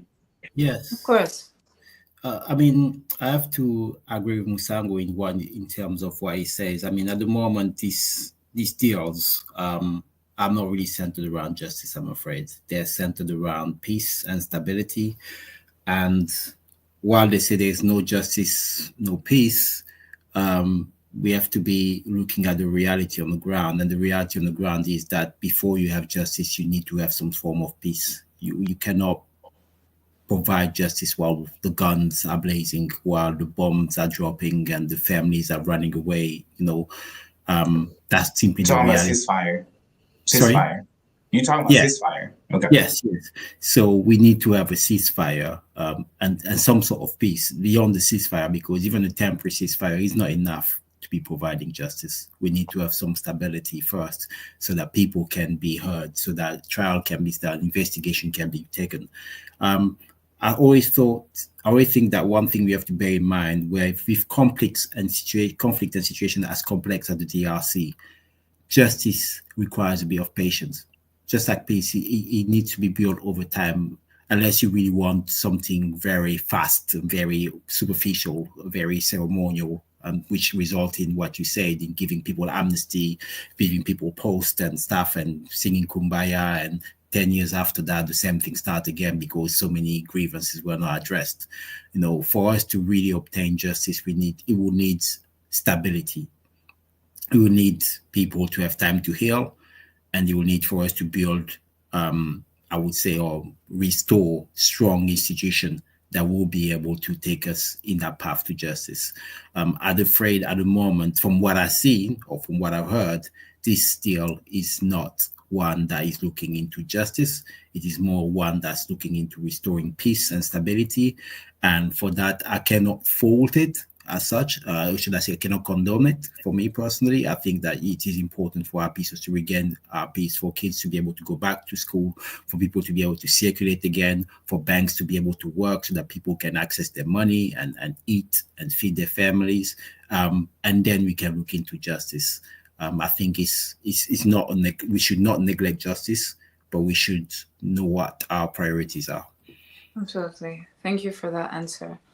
With what we just said, and especially our topic of Congolese unity, weapon for justice, and how us as the Congolese people, the Congolese diaspora, the people that decide to be humans above everything and decide to care for a cause that really matters. Because as a reminder, if you have a phone, if you have any type of tech, probably even your car, you have it because of the suffering of what happened in Congo. You have it that is on the blood of the suffering of people in Congo, the little kids, the women. So this is also your conflict.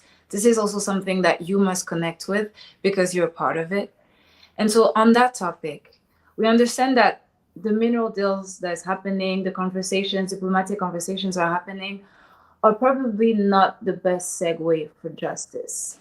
But we also understand that we have a role to play in terms of everything we want for Congo.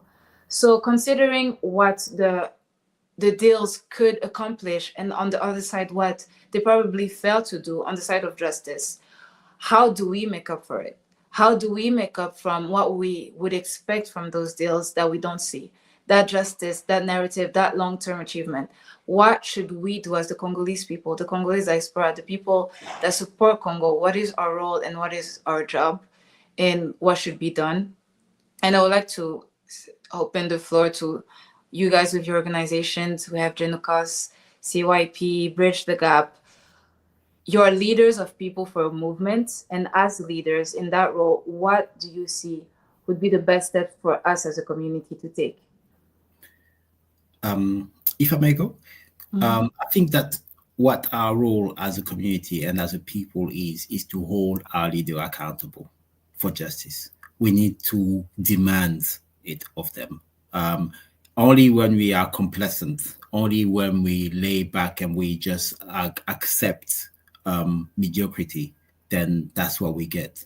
We really need to be unwavering in our demand for justice, whether we are in the diaspora or in the Congo. So, for example, as a CAYP, as General Coast, we've recently submitted a memo to the DRC government in regard to the recognition of the General Coast, because we actually are fighting that battle of the justice element of it, which seems to be missing from all the declaration that we have seen, from all the speeches. It's all been very superficial from our government, and we are demanding of them to do what they ought to do. We as a civil society cannot obtain justice. We cannot obtain certain law. We cannot change or enshrine certain things, but we can demand of our state. We can demand of our leader to do these things, because at the end of the day, the people are the one that have the final say. And that's what we as an organization work in collaboration or in support with other, because it's important to not work alone. We work always in coalition with other grassroots movements, with other organizations like yourself, Friends of Congo, and people on the ground such as Filimbi, Lucha, and many others, the Indigné. And we have drafted this memo together. So it was supported by over 60 organizations on the ground to demand from our government, says, yes, you've recognized this General Coast, that is great, but what about the justice? What about what comes after? What about this special tribunal for DRC? That's something that we ought to do to ourselves. And whether we are abroad, we in the US or in America, we have a lot to be said, because here we have voices as voters. We have voices as taxpayers. And we need to use these voices for whatever we see people not being held accountable for the crimes in the Congo, people committing atrocity in our name, with our money, with our votes. We need to demand of them of justice. We need to lobby those people and write to those MP, write to those people, speak to them, tell them that as a taxpayer, as a citizen of this country, I want to see justice in that situation in DR Congo. I want to see laws being respected. I want to see international law applied. Whatever it is that we feel that we need to see, we demand out of this deal. We want to see justice, and that's our role. That's really, nobody else has to do it. We ought to do it ourselves. And one thing that I would like to tell any Congolese listening is, I know it can feel really lonely out there. It can really feel like the world is against you, but the moment you start moving, the moment you start acting, you start fighting for the thing, the moment you start actually putting some action, you'll be amazed by the people that will join you. You'll be amazed by the door that are willing to open, because many people are waiting for you to do the first step, for you to lead, for them to join you. There's plenty of people out there willing to support the people of Congo. There's plenty of humans that care about what is happening in Congo, or that may not be aware, but when they do become aware, they will be willing to help you. They say, no, that's not fair. I don't want that to happen with my tax dollars. I don't want to have that to happen to my vote. I don't want to endorse such corruption. I don't want to endorse such crimes. I want it to stop. Tell me what I can do, and I will help you. But you need to make that first step in the first place. You need to make that move, and you should be bold and brave, because you're doing it for yourself and for others as well. So that's all I'll have to say. Thank you. That is so powerful. Thank you so much. Thank you so much, Professor. I'm so sorry. I know I took a lot of your time, more than what we agreed on. It's midnight in London. So I wanted to say, folks, That's okay. It's midnight in London, and he's up talking to us, informing you. So yes, thank you so much, Papa Sly, for the time. All of the years that you spent, I keep saying as a joke, like I think sometimes we're gonna send a quote to the United Nations, to the Congolese, like something for all these youth that has all of you guys that literally sacrifice, and people who continue to do that till today. And Sylvia, literally, like people who are sacrificing their youth for this cause, right? Instead of like, I don't know, reading a book or something, like we're doing this instead of enjoying college, and we're doing this instead of like taking care of our kids. Like I said, thank you for your service, for everything that you've been doing for the Congo. If not in this world, in the other, you'll be rewarded. I have no doubt about it. So thank you so much. Sylvia, you can continue. Thank you. So yeah, okay. I believe that Bukasa wanted to also answer the question. I saw you unmute your mic, so please. Yes. Well, Professor, you said it perfectly. You said it eloquently. I would just add there's no real silver bullet. There's no real silver bullet that'll just one quick fix that'll solve everything for Congo. That's just not the reality that we're in. Any relationship that you have, anything that you have to keep working towards it. So I think that lasting peace requires daily work. It requires daily um, expressing, saying, this is okay, this is not okay. So like you said, Professor, being the first mover, I think that even when I started putting messages out for Bridge the Gap, I see that a lot of people that felt voiceless are saying, wow, I'm so happy to see a Congolese sharing messages about Congo. You're saying what I've been thinking for so long, these sort of things. And there's just so many people that might might be in agreement, might agree with what you're saying, but they never actually say it themselves. But they're looking for ways to support. And once you start, putting it out there, you could actually see the support. You can actually start to see different groups and ways to advocate for advocacy groups and now start to make action and impact. So I think that if we're quiet, the world might, hurt you, stab you, this or that, and then they'll tell you that you liked it, that you allowed it, and that's really not the case, and we have to really fight against that. We really have to fight to show the world that hey, we have a voice. We'll sort of fight to see that the general cost is not right. The plundering of resources is not right. The harm against women in the East is not right. And once we are able to say that, we're able to find friends, allies, and people that can also support this and sort of really galvanize the movement. So that's what I want to say. There's no silver bullet. We have to keep working at it, and we have to keep being present. There needs to be this level of presence and attention for the rest of time.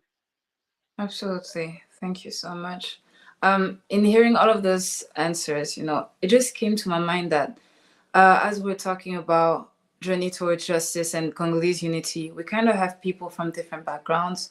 So I've been working on this for multiple years, as Gaëtan has mentioned, and yet your hope and the belief that justice can be achieved for Congo is still there within you. Gaëtan, this is something I've been doing for years as well. You're not new to any of this advocacy, and yet you still feel in yourself that this is something achievable. Bukasa, you didn't grow up in Congo, you were away from it, but that didn't keep you from having that connection with your country and your desire to know more.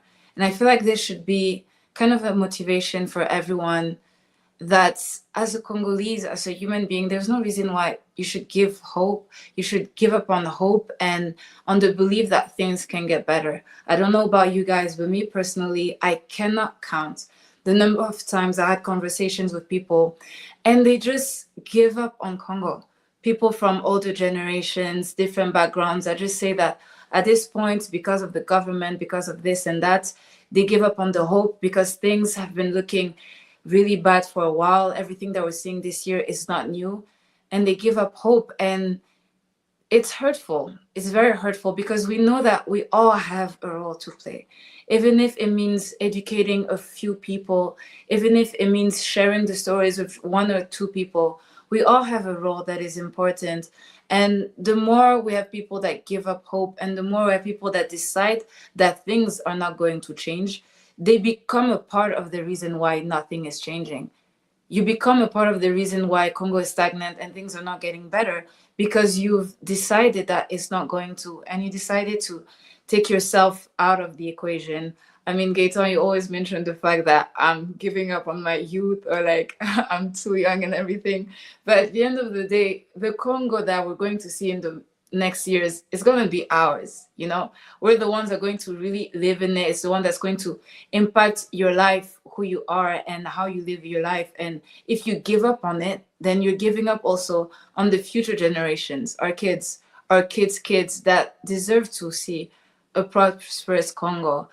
And I loved how, Sly, you mentioned the fact that there are times as Congolese when you will feel down. You will feel down because of everything that is happening and all of the news. I know myself that the beginning of this year was very traumatic and very hurtful because 2024 was ugly. Beginning of 2024 was ugly. And the beginning of this year also started very ugly with every time new news happening and things. But I'm so grateful that I got to meet people like Gaetan and Friends of Congo that are so active and so present in finding a way. And that was my personal way of feeling better and feeling more powerful in the crisis. But I'm interested to hear from you guys, especially those that are leaders in the department that have been doing this for so long. I cannot believe that every time with everything that was happening, you would wake up and you had the feeling that you can change things, that you have a role to play. I assume that there were moments where you felt down and you felt like things were bad, but I would love for you guys to kind of incite me personally and incite everyone watching us. When you're seeing everything going so down with Congo, us going backwards, how do you still find the motivation within yourself to not give up and keep doing the advocacy that you're doing? Would you go first, or should I? Please do, no worries. I'll start for me. I think there's no easy answer to that one. I like to tell people activism is a bit like entrepreneurship. Everyone like to talk about it like it's a glamorous thing that everybody can do, but it's not everybody that can be an entrepreneur. Not everybody is cut for it. Some people are good and excellent employee, but entrepreneurship is not for them. The kind of hate that you get on the way, the kind of solution and the thinking you gotta get is not, everybody is not cut for that. And there's nothing wrong in admitting that. This work that we do, this activism thing, is not for everybody. Is not, people like the glamorous aspect, when they see you speak in public, in front of people, or being called in university or in government building, and think, oh yeah, that's great. And I think that it's like that every day. No. Most of it is late nights or evenings or weekends spent away from your family doing drafts and memo and negotiating and discussions and putting out lots of resources and work in educating that nobody ever sees. But I think what keeps me going is remembering the why I started in the first place, remembering what we're fighting for. For me, it was in my early days of activism, is when I attended the Congolese march in 2011 in London, is the level of despair that I saw within our community. I've saw some mother cry, and their tears, I don't have the word to describe the emotion that were coming out of them, because they were so fed up of seeing all that death. And they started crying and praying, why has God forsaken us? And I kind of told myself that I can't be here and stand up and not have an answer to give to that woman, because at that time I did not have anything to say. She felt like everything was going wrong, that we've been forsaken, that we were cursed, that God had given up on Congo. And I thought to myself, that's not right. I know it's not right. I need to prove her that it's not right. And I've kind of spent sleepless nights educating myself, joining other groups. And I think it's one of the things that you said that's quite important is you need to be in groups of people. You need to join organization, because you need a support network. That's something, because on the days where you're down, you need to have someone that say, hey, wake up. We have this thing to do. There's this amazing event, and we got to go over there. We got this amazing opportunity. Come on, we need you to put it back together. Let's go. You need to have that network, but you need to have a purpose, a goal, or an objective, even if it's wild and abstract. Like when we started General Course, we were like, okay, we don't have monies. We don't have powerful lobbyists or whatever. We're just like 13 young people in London, most of them freshly graduated from uni, some of them still studying. And we want to do this thing where we'll get the Congolese genocide recognized, and we'll invent a new term and we will impose it. And one day, if all goes well, it'll be recognized. We may not see that day ourselves. Maybe our children will have to carry on this fight, but we will start. That's how we started. We really did not know where we were going to go. We had an idea, but we did not know if we ourselves were going to see the conclusion of it. But we started. And because we had the network, because we had the drive, because we had the goal, because we knew what we wanted, what we want to fight for, that keeps us going or during those dark times. That keeps us motivated because life hits you hard. You know, you have your jobs, you have, you know, things, families, you have, you know, we still humans. For you guys who have kids now, you got kids. Kids, life hits you. And I would say that. Shout out to Mama Afia, by the way. Yeah. Mama Yabana, Mama Afia. Yeah. I would say I was lucky to have a very supportive wife. Otherwise, I'll have to give up this as well. But I say that we need to be kind to ourselves and to our community as well. I mean, having said so, after having given all this advice on how to do it or things that you need to keep going, you also need to be kind to yourself and to the community, because not everybody is cut out for this, and it's okay to walk away. Sometimes it's the best thing to just walk away and maybe come back later. It's really important. To you guys, the young people, when Guyton tell you that you're wasting your youth, I mean, I don't want to sound like a discouraging person or anything, but you should not waste your youth. I think everything is about balance, and it sounds really bad because I mean, I keep trying to push that, and myself, I don't always follow the advice, but balance is important. If you want to go far, you need to spend time where you say, you know what, this weekend I'm going to be going to a party and I'm going to be drinking, dancing and enjoying myself, and I will leave Congo behind. Not because I don't care, not because, you know, everything is well or anything like that, but because I owe to myself, to my people, to live, to enjoy this life, because you only live once, and that help you refuel your soul, to refuel that battery, that energy. You need to be positive. You know, for a long time, well, one of the critics that we always have about Congo is the fact that, you know, we always say that our music never stops. We always keep drinking and dancing while the guns are blazing. And as we're speaking right now, I'm sure in Goma there are bars that are open and people are dancing there. And when I was watching This Is Congo this weekend, not this weekend, last weekend, we were doing a film screening in London of This Is Congo. And in that film screening, at the end of the movie, there was this lady planning a wedding. And suddenly it clicked to me. I was like, this is it. This is the reason why we do this thing. It's like the reason why we play that music almost like insanely is because it's our way to say we're still alive. It's our way to say that you can steal our peace, but you cannot steal our joy. It's our way to say that we are still Congolese, that we refuse to let this war and this atrocity define us. Let it rob us from what comes from within, from that inner joy that we have. And when I saw that lady planning her wedding and getting her daughter ready and all that, this is happening during the M23 occupation of 2012. It reminded me that this is that thing that we hate about ourselves, but it's also a very powerful weapon that we have. That the fact that we always try to find joy, even in the darkest moment.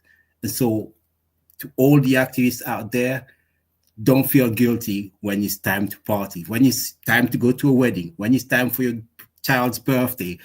Do those things, because that's what you ought to do to yourself as a Congolese. You ought to be Congolese. That's it. I don't know if I can put it right, but that's my little tip out there. Put some joy into it. I wish I had you like 3-4 years ago.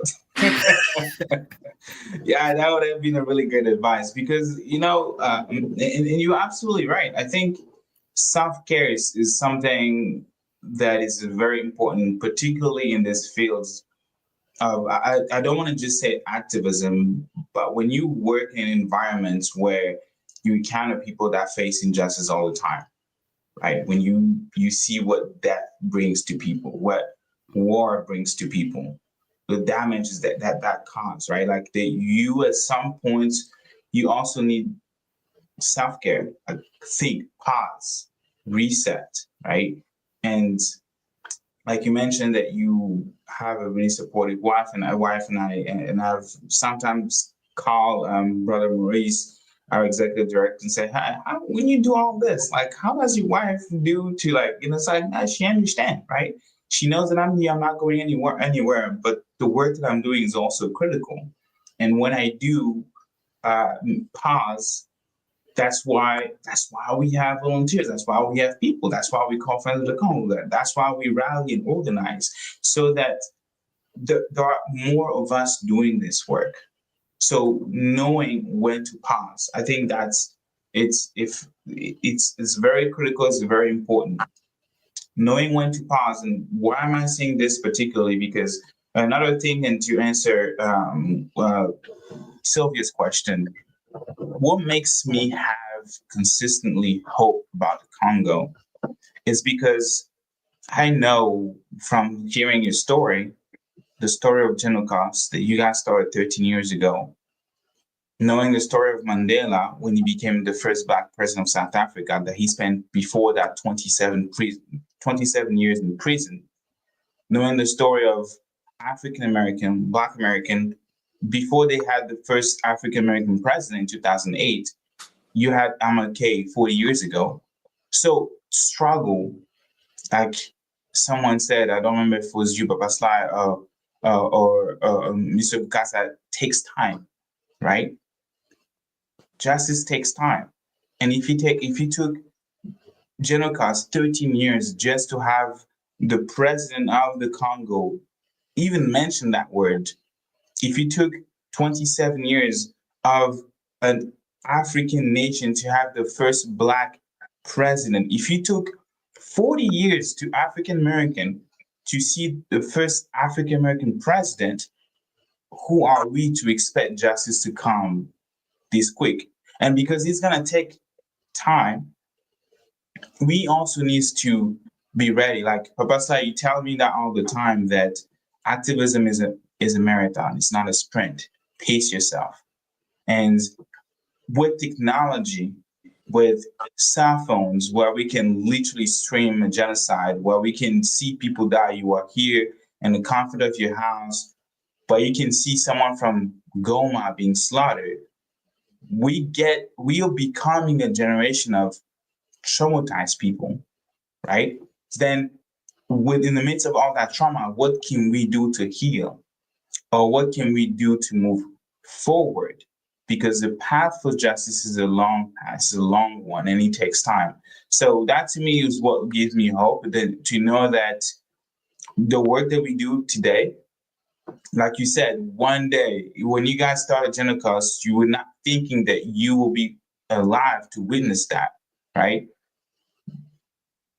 But you were alive. You are alive right now. He can speak to you, and then you saw when the president of the Congo, literally, even though they stole your idea and they're trying to do some politics behind it and whatever, all the scheme that we know that they did.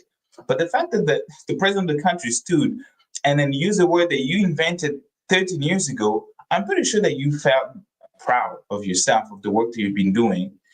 But we should all be working toward that goal of we working for a free Congo, free not just for ourselves, but free for our kids and the generations to come.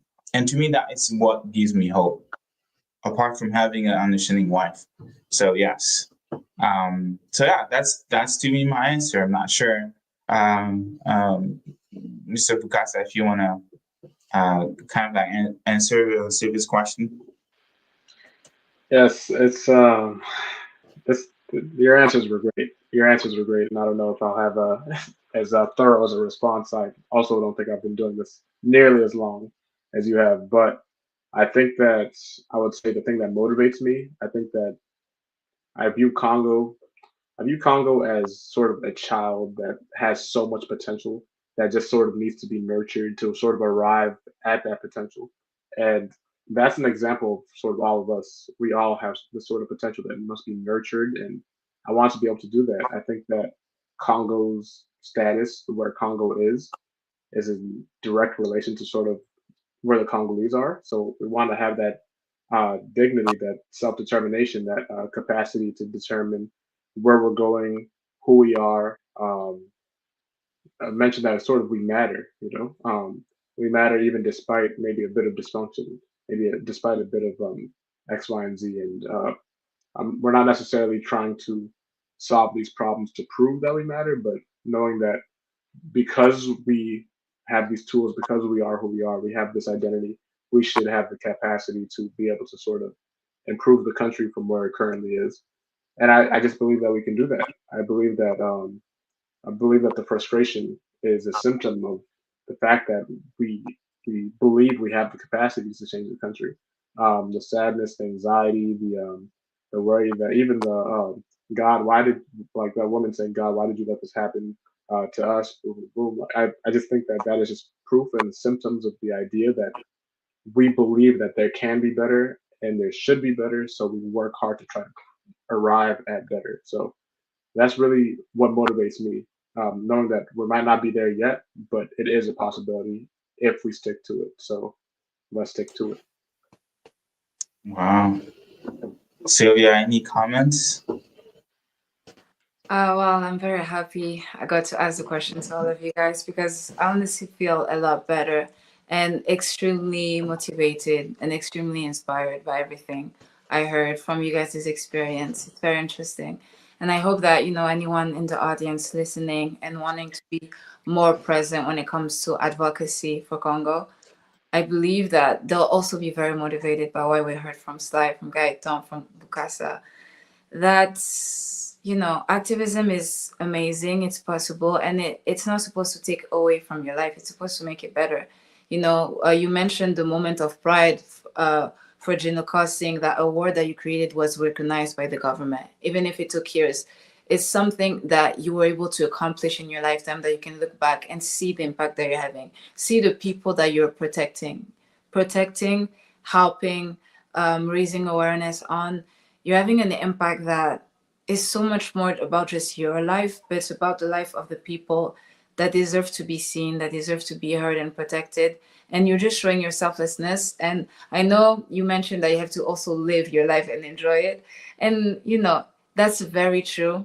And so it brings you joys, it can bring stress as well, but I feel a lot better about it and motivated. And to see that people like you, that have been in the game for so long, but when you talk about it, the motivation, the love, the hope, it's extremely inspiring. And I hope that this isn't the first time we have you or the last time we have you on the live, because I know that there's a lot of people that need to be inspired and that need to hear what you have to say and the experience you have with Journal Cost.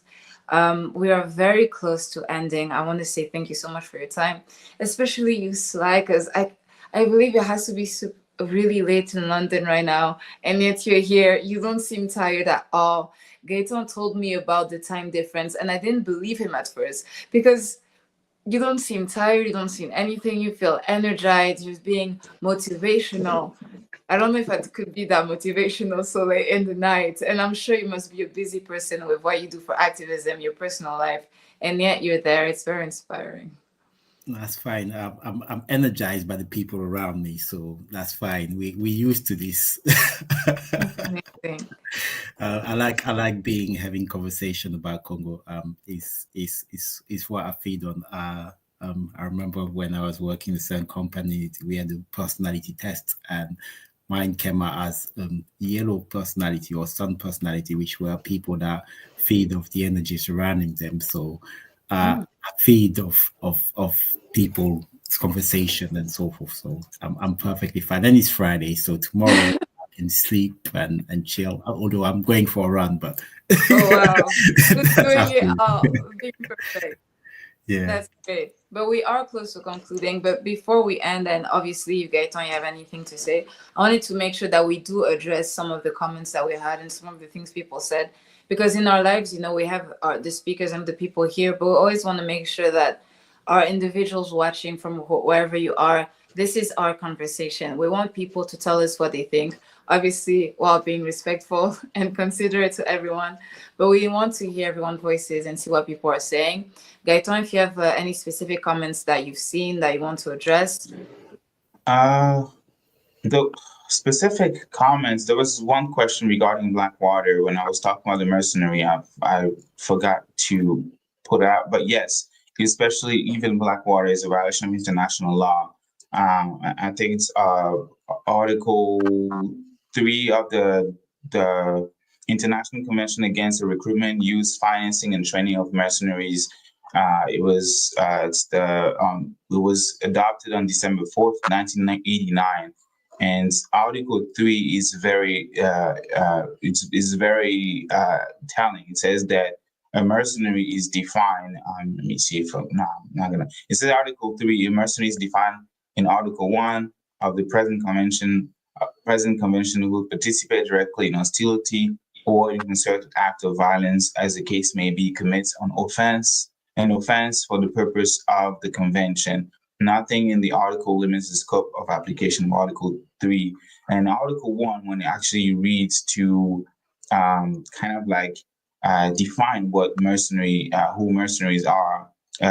One, a mercenary is any person who is specially recruited locally or abroad in order to fight in an armed conflict. So with that being said, yes, Blackwater also is included. There was a question, I'm going to put this up there. It was regarding why is that other African country do not come to the aid of the Congo and 50 plus nations. And on our African continent, why do we still have to look outside of the house? Maybe I'm going to let Papa Slide to respond to this. That's a tricky question, quite a complex question. First of all, I'd like to say that it's not fair to say that while the other African countries have done nothing. We've had SADC willing to help. We had Burundi willing to help. We had a few African countries that were willing to help, and that did send some troops. We remember the spat between South Africa and Rwanda recently. It was over the presence of South African troops. But many of them out now since. I think with African nations, there's two issues. First of all, there's the issue of the amount of powers they have in terms of influence they can impose in the region. The power is limited. It's not like if African nations have built armies designed to be deployed abroad to invade other nation or to impose the rule of law abroad. They've just simply not been built in that model. That is colonizers and imperialist nations that have this sort of armies. But the second aspect of it is the fact that with the Congo situation, I believe our own leadership has a role to play as well, because we have been a bit inconsistent in our approach. We started with an African solution to the African problem with the Nairobi, I believe, the Rwanda Accord, and then we found ourselves suddenly in Doha and in Qatar and bring the Americans. So, and that is something that, honestly, that is very confusing and kind of frustrate some of our African partner at some point because they're seeing inconsistency in the approach, both on the Congolese and Rwandan side. So I think that with the African nation question, it's not a very simple, not quite straightforward, but I believe that they have done a bit and they can do more. But it will depend on political will on the Congolese side, and there's also other international players to be taken in consideration. I mean, that's my lecture. I'll let people complete that. Yeah, thank you. And then there was also comments that I would like to highlight. That's from the General Cost account from Kathy Oliveira. Thank you for listening, commenting. She said, they said, yes, I can't speak for all people, but my heart is with Congo, and I want to fight and be part of getting justice. I appreciate your words. And Earl Sludge says, and that's a funny one, Trump wanting peace is like an elephant wanting quicksand. I will be cautious of Rubio's word. Santi Poli the Arsenal. I'm sorry if I'm butchering the name. Canada solidarity forever. Appreciate your words. And yeah, we have a lot of people showing support to Congolese people. Actually, my bad, it was on the Trans of the Congo account. I'm trying to check on General Cost if we have. Can I just mention something while you're doing that? Yeah. Yeah, Right, I want to right. mention the thing because I've seen this online, and I think someone else mentioned that in the comment. There is a common misconception that I've seen often in this struggle for Congo, and often even many Pan-Africanists struggle, is this confusion between states and people. Yes, states have no friend; they only have interest. That's a common saying in French.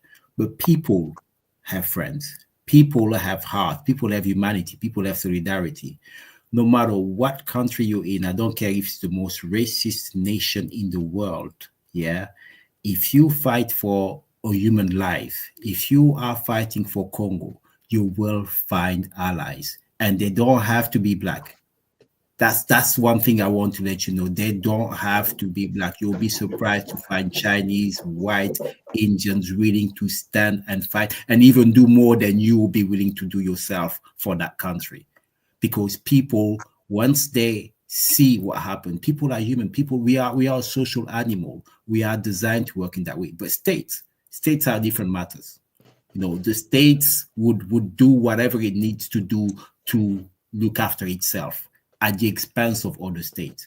And so whenever you are in this activist place, please go ahead, go out there, speak on Congo, and do not shut your door on someone trying to help you because they don't look like you, because they don't have your appearance. And yes, you need to be cautious, but you need to remember that humans are always willing to help. So that's why you see all that solidarity from Canada and so forth. I'm not even surprised, but that's just kind of to reiterate that point that people will always be willing to open up your door when you make the first step. There, there was a question from Gadi RW. It says, I have a question to ask you guys. After all these, do you expect in your near future as a relationship between Congolese and Rwandans, because the problem is the government, not the people? So can you just repeat Yeah, that? can you say that again? Do we see in the near future, do we expect in the near future relationship between Congolese and the Rwandans? Because the problem is the government, not the people. I mean, Can I answer? yeah, go ahead, Sylvia. Go ahead. I've mentioned this a few times before, and there's no reason why we should bring everything with the people. The one thing is, though, the problem why achieving that feels very difficult right now is because of the backlash that a lot of people advocating for Congo are receiving from people that are proudly Rwandan. Even I've discussed this multiple times with you before, even Gaëtan, on some of our previous lives. As Congolese people that go online and advocate for Congo and expose what is happening, there's crazy unnecessary backlash from people that show themselves are very proud Rwandans and just disregarding any comments or anything, and people that refuse to support other human lives. The truth is that's not everyone in Rwanda. That's not the whole entire Rwandan population. Unfortunately, when you look at it on social media, that's a lot of what you see, the backlash. And with this year, the woman that went online on TikTok, I forgot her name, Joy. I think Joy, something that went on TikTok and say that free Tutsis, when it was one of the worst moments for us Congolese, seeing all of the deaths and soldiers taking more and more space into our beloved cities. And she decided to go online and completely change the narrative. These are things that are really impacting the right relationships that should be there in the future between Rwandans and Congolese. But in spite of that backlash, it is important to keep in mind that at the end of the day, we're all humans and we're all Africans. And there's a lot of what we see when it comes to what people that represent Rwanda want to say about the crisis. But as individuals, we have to look behind that and see that there's a lot of people from Rwanda that understand everything that's going on. They understand the backlash. They understand how wrong their government is. And maybe it's more difficult for them to go out there and speak about it and acknowledge it. But as a Congolese myself, I'll never have beef with just Rwandans.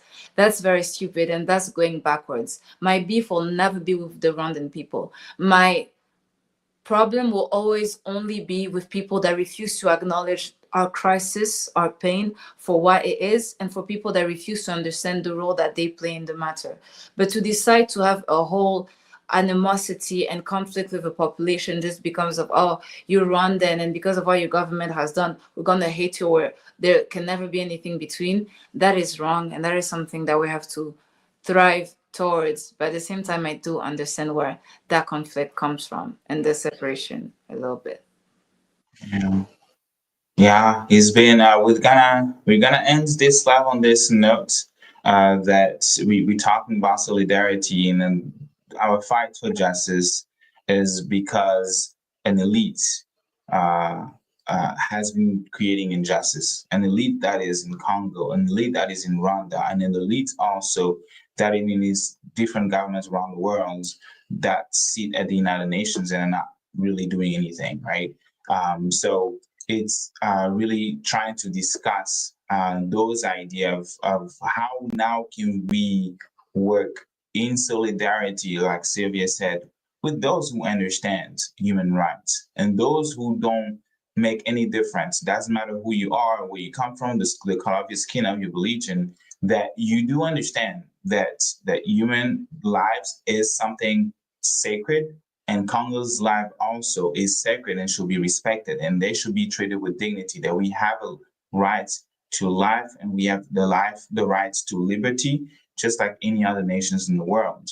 And that was essentially the whole core of this live today, talking about that unity, talking about the work that Congolese people have been doing around the world. And today we had Musangu Bukasa, from the co-founder of Bridge the Gap, an organization based here in the US. I appreciate the time that you took to talk to our audience, our people, and respond to our questions, and engage in a really genuine conversation. I do appreciate you.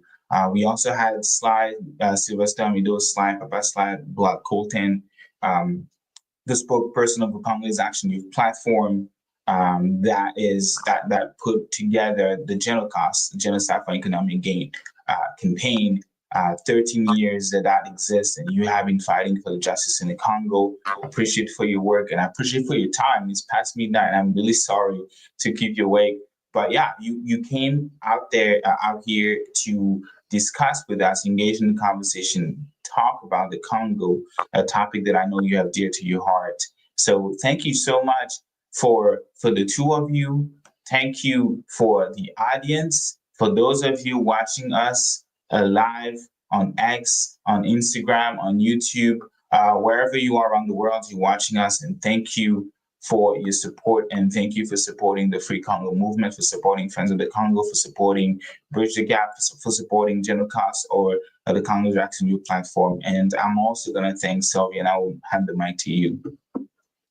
So yeah, to conclude, it was such a pleasure to have this conversation with everyone here, talking about Congolese unity and our role in justice. And Gaten, you brought back the main points, but just as a conclusion, to everyone watching, a reminder that we all have a role to play. We all have something that we can accomplish.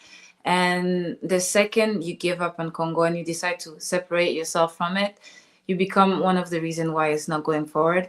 As Saida said, you don't need to do exactly what everyone is doing. I'll never be able to accomplish exactly what Gaten has accomplished.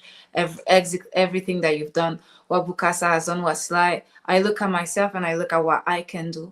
If your reach is just talking to a few people, with those that you know, sharing on your story, leaving a comment or whatever it is that you know that you can do, a donation. We have amazing organizations that make it very easy. Friends of the Congo is one you can donate to. Just look at whatever is feasible for you and do it on a consistent basis, and you'll be a part of the change and a part of making things better. Yeah, with that being said, thank you so much. Have a good night, Papa's Life. A good evening for everyone else.